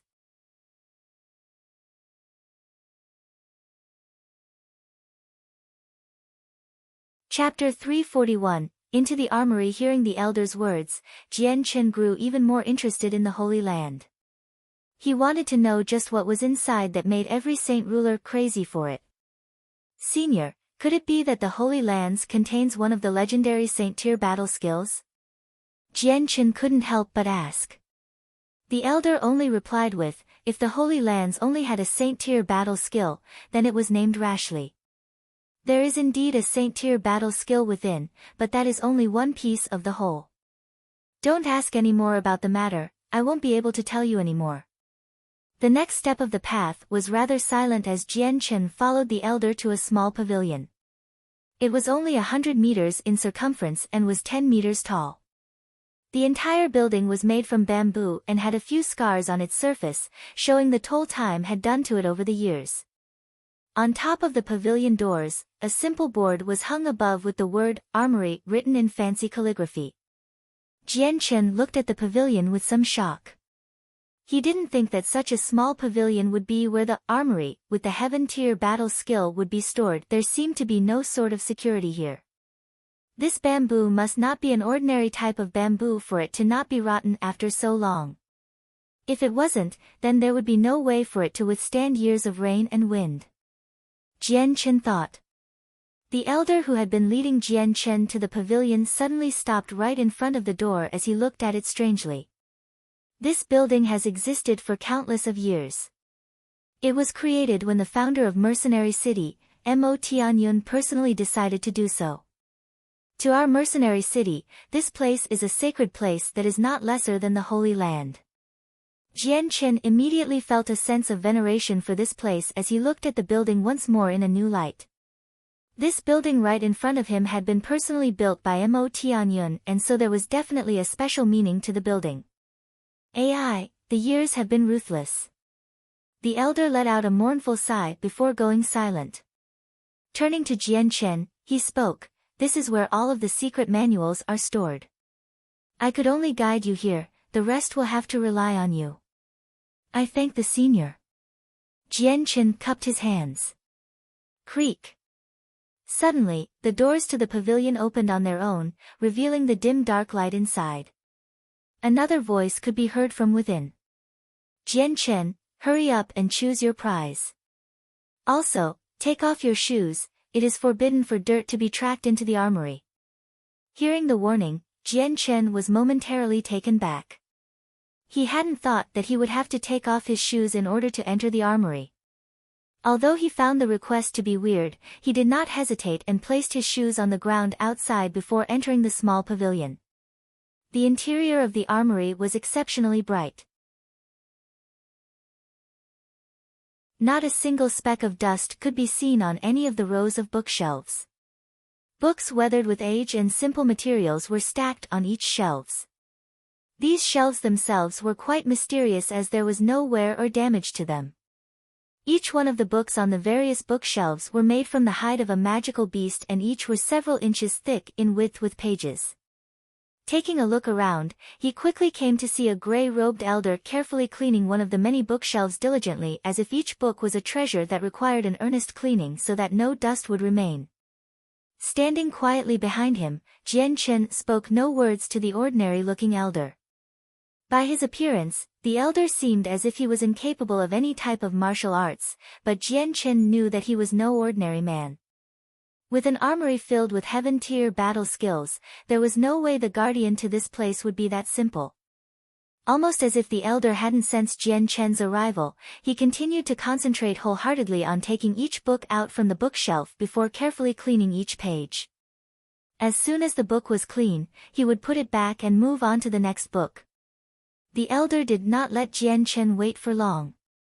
The moment he finished the entire bookshelf, the elder turned about and started to walk toward Jian Chen. "This one is Jian Chen, I greet the senior." Seeing how the elder was turning toward him, Jian Chen hastily cupped his hands together. The elder continued to walk forward without looking at Jian Chen for a moment before speaking. "The heaven tier battle skill is in the upper levels, follow me." "Yes, senior." Jian Chen hurriedly followed the elder. "You'd best be careful and not damage any of the items in here." The elder spoke with a calm expression, but there was an unmistakable amount of power radiating from him. Promptly responding to the elder, Jian Chen knew that the entire pavilion was filled with things that this elder was especially fond of. If he were to cause just the slightest amount of damage, then there would be a major headache for him. Jian Chen carefully followed behind the elderly man through the pavilion. His footsteps were especially light since he didn't dare step too heavily. Not too long later, Jian Chen found himself with the elder on the highest most level. There was only 4 bookshelves here, but each one differed with the amount of books. Some had a few hundred, some had only a few dozen. Suddenly grabbing a thin book, the elder handed it to Jian Chen. "This book has descriptions of both heaven tier battle skills and heaven tier cultivation methods. Take a look and then take your pick." Taking the book from the elder, Jian Chen began to flip through the pages. Indeed, what the elder said was correct. The book was a catalogue of every single heaven tier battle skill or cultivation method. This was especially surprising for Jian Chen, since he was able to see hundreds of battle skills and cultivation methods. He became tongue-tied when he began to read through the list. A heaven tier battle skill was a treasure to the current world. Each one was worth an immeasurable amount of money, but in this armory, heaven tier battle skills were almost as common as rice. If the sheer amount of these battle skills were to be announced to the world, then the entire continent would be shocked. "Senior, with so many heaven tier battle skills, has no one tried to steal them before?" Jian Chen asked suddenly. The elder gave a look of disdain as he heard those words, but he refused to say a word. At this point, Jian Chen suddenly realized that he had asked an extremely foolish question. Mercenary City had no one that would covet these battle skills and at the same time have the ability to steal them. With no more questions, Jian Chen began to look for a heaven tier battle skill and cultivation method. A moment later, Jian Chen finally decided on a battle skill and cultivation method. Without any further words, the elder walked to 2 different bookshelves and took out 2 books before handing them to Jian Chen. "These are the items you want." Taking the 2 books with quivering hands, Jian Chen couldn't believe that the 2 objects that he had just been given were a heaven tier battle skill and cultivation method. Jian Chen had chosen the heaven tier battle skill called the 9 Cloud Movement. This was a battle skill that anyone could learn and did not require a specific attribute, Saint Force, or any other strict conditions. The 9 Cloud Movement had a total of 9 forms, with each form many times stronger than the one before. It was rumored that the very final form was capable of breaking the heavens and shaking the world. Leaving the armory, Jian Chen followed the elder that guided him earlier back to where they had come from. On the way, the elder spoke to him. "The Holy Lands will open in 3 days. By that time, someone will come get you, so it would be best for you not to leave Mercenary City before then." "Yes, senior." Without any further delays, Jian Chen and the elder returned to the halls where a single space gate was open for Jian Chen to walk through. When he saw this space gate, Jian Chen felt a flutter of apprehension in his heart. Could it be that he wasn't in Mercenary City and was actually within a pocket of space? Without any more hesitation, Jian Chen crossed through the space gate and found himself back within the plaza of Mercenary City. The only difference now was that the large arena was nowhere to be seen, leaving behind a giant flat piece of ground. The multitude of people that had occupied the area before had long since vacated the area, so not many people were in sight. Despite the competition having only been finished 2 hours ago, the announcements for the top 10 had already been announced by a large white banner in the sky with every one of the top 10 combatants' names written in a fancy manner. The number 1 person was Jian Chen with Zar in second place and Ming Dong in third. Look! The number 1 person from the gathering of the mercenaries, Jian Chen. Suddenly, a youth discovered the existence of Jian Chen and cried out in excitement. Hearing the youth's shout, everyone in the area suddenly turned around to look at the white-robed Jian Chen. Envy, jealousy, and admiration adorned the faces of everyone staring at him, and plenty of pretty, young females didn't bother to hide their eyes of adoration. Jian Chen was a handsome person with a handsome face, and so he was definitely a person that could lay claim to a girl's heart with his appearance. Right now, with the glory of being the king of mercenaries along with the recent show of his strength, he had already become the shining white knight for most girls.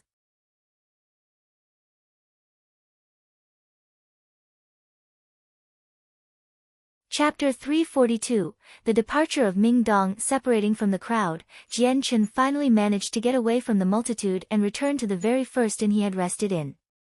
Within the tavern, countless of men were chatting while eating their meals. The topics in every single group revolved around the number 1 ranker in the gathering of the mercenaries, Jian Chen. Who would have thought that Jian Chen would seize the first place spot? I've heard he only has a strength around the first or second cycle Earth Saint Master level. For him to beat Zar, a 6th cycle Earth Saint Master with a Radiant Saint force, it's almost inconceivable. A middle-aged man with a refined look and a well-educated manner spoke. With a single look, the man could be taken to be a scholar. That's right, I didn't expect to see Jian Chen defeat Zar, it cost me 3,000 purple coins. If I had known earlier, then I would have bet on Jian Chen. Another dowdy-looking man poured a cup of wine into his mouth with an indignant face from the memory of him losing 3,000 purple coins. Ha, young man, you've only lost 3,000 purple coins, so what? Compared to those who have gambled away millions of purple coins, your loss is nothing but a drop in the ocean. The scholar laughed. The 4 other mercenaries sitting at the table had one of the men give a long sigh. A heaven-tier battle skill. Even if I were to live out my entire life now, I would not be able to find one myself. For Jian Chen to be able to obtain one so easily, I am envious of him. Big brother, we were just born in the wrong time. Otherwise, we would have been able to participate in the gathering of the mercenaries as well. You wish. Do you think first place is that easy to obtain? Did you not see those that were far stronger than us participate and be eliminated before they could enter the top 10? Even if we were participants, it would be a miracle for us to enter the top 100. That's right, we aren't all that strong, so it's best not to think about these things. The Tianyuan continent is quite large and has no shortage of geniuses. Each one has been specially trained since young, so their strength should be strong enough to become an Earth Saint Master at a young age. Furthermore, they have access to the most profound battle skills and cultivation methods. Did you not see that Ming Dong? He was already able to use an advanced heaven-tier battle skill at his young age and yet he was still only 3rd place. I'm sure that first place Jian Chen is strong enough to even fight against Heaven Saint Masters. From the chatter of everyone around, the majority of the people were envious and full of admiration for Jian Chen. But then, a sharp-eyed fellow had noticed Jian Chen walking in before crying out in surprise, "Everyone, look! Isn't that the winner of the competition, Jian Chen?"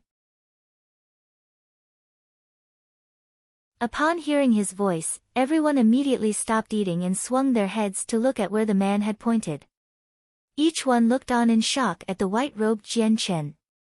Within the previously loud inn, no one dared to make a sound.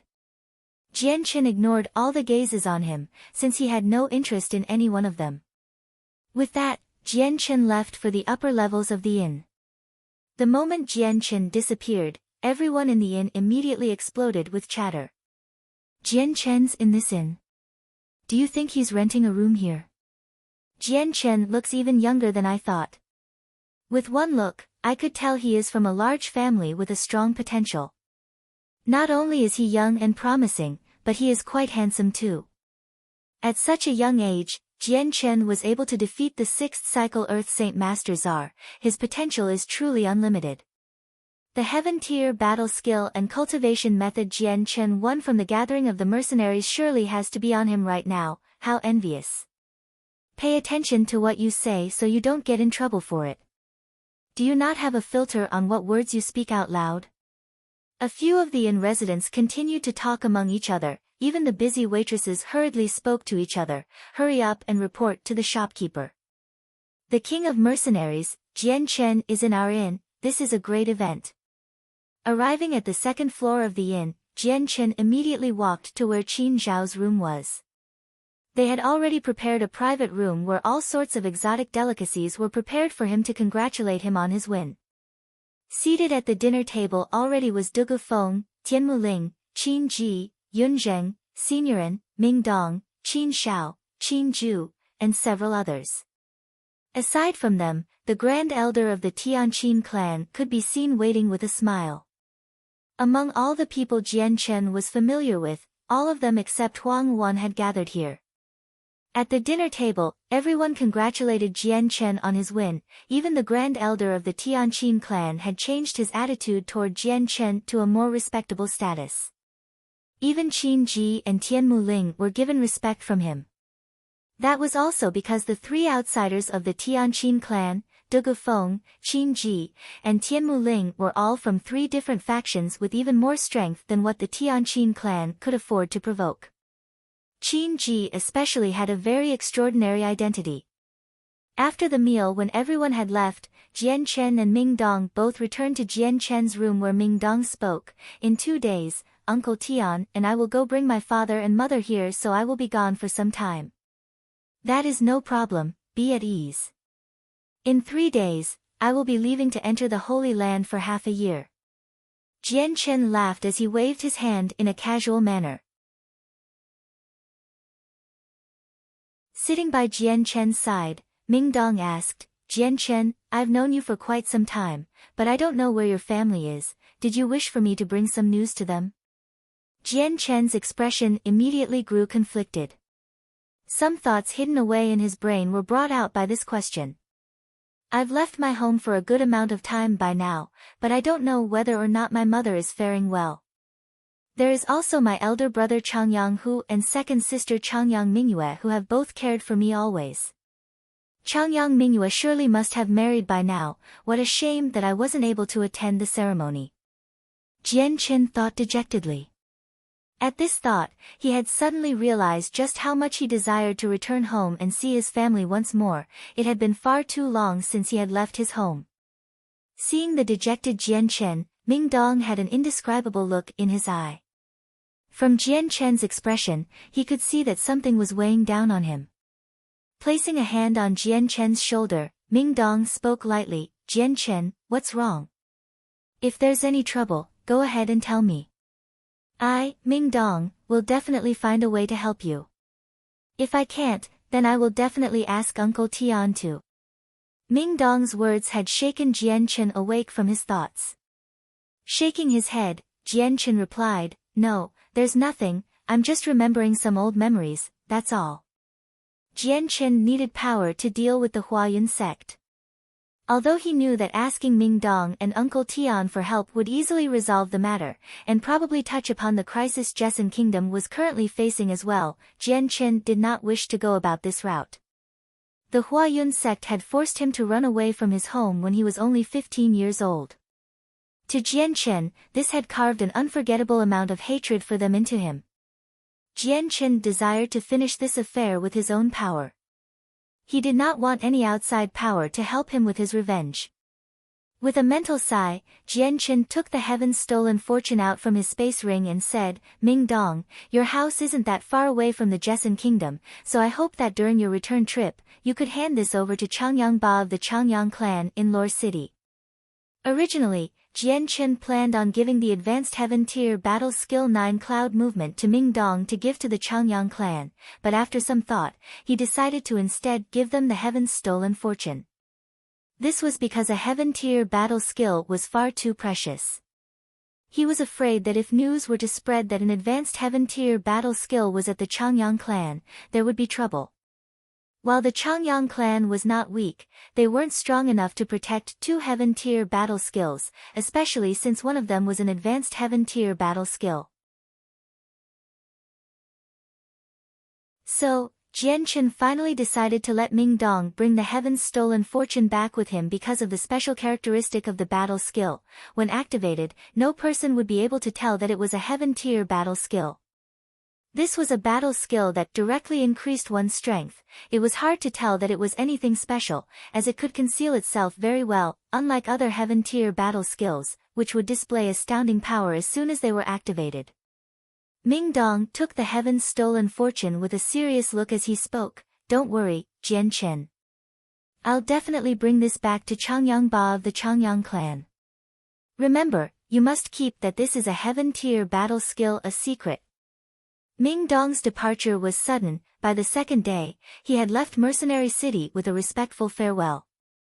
At the same time, Qin Shao, Qin Ju, and the other Tianqin clansmen followed the Grand Elder out of Mercenary City. Although they didn't wait for Tian Zhou, the Grand Elder had concluded that Tian Zhou must have met an unexpected situation, and with only a sad sigh, he said no more about the matter. He knew that gathering tokens within the isolated space was the goal, and even if he found out that Tian Zhou had been killed by someone, he would not be able to find them. Even Du Gufeng had said farewell to Jian Chen as he took the ruler armament along with some other elders out of Mercenary City, leaving only Jian Chen behind. Because Jian Chen would be residing within the Holy Land for half the year, he had already dispatched Xinyan and Yunzheng on a mission for the Flame Mercenaries. They were to go to the Jessen Kingdom and ensure that the Changyang clan would be given assistance. Although the distance from here to the Jessen Kingdom was quite large, this would not be a problem for the two. You're tuning in to the Blissful Bookshelf YouTube channel. We're so grateful for your support, and don't forget to subscribe to join us on this incredible journey through captivating stories. Your generosity through donations truly makes a world of difference, as it's the primary source of revenue that allows me to expand and enhance this channel for you. Thank you from the bottom of my heart for being a part of this adventure.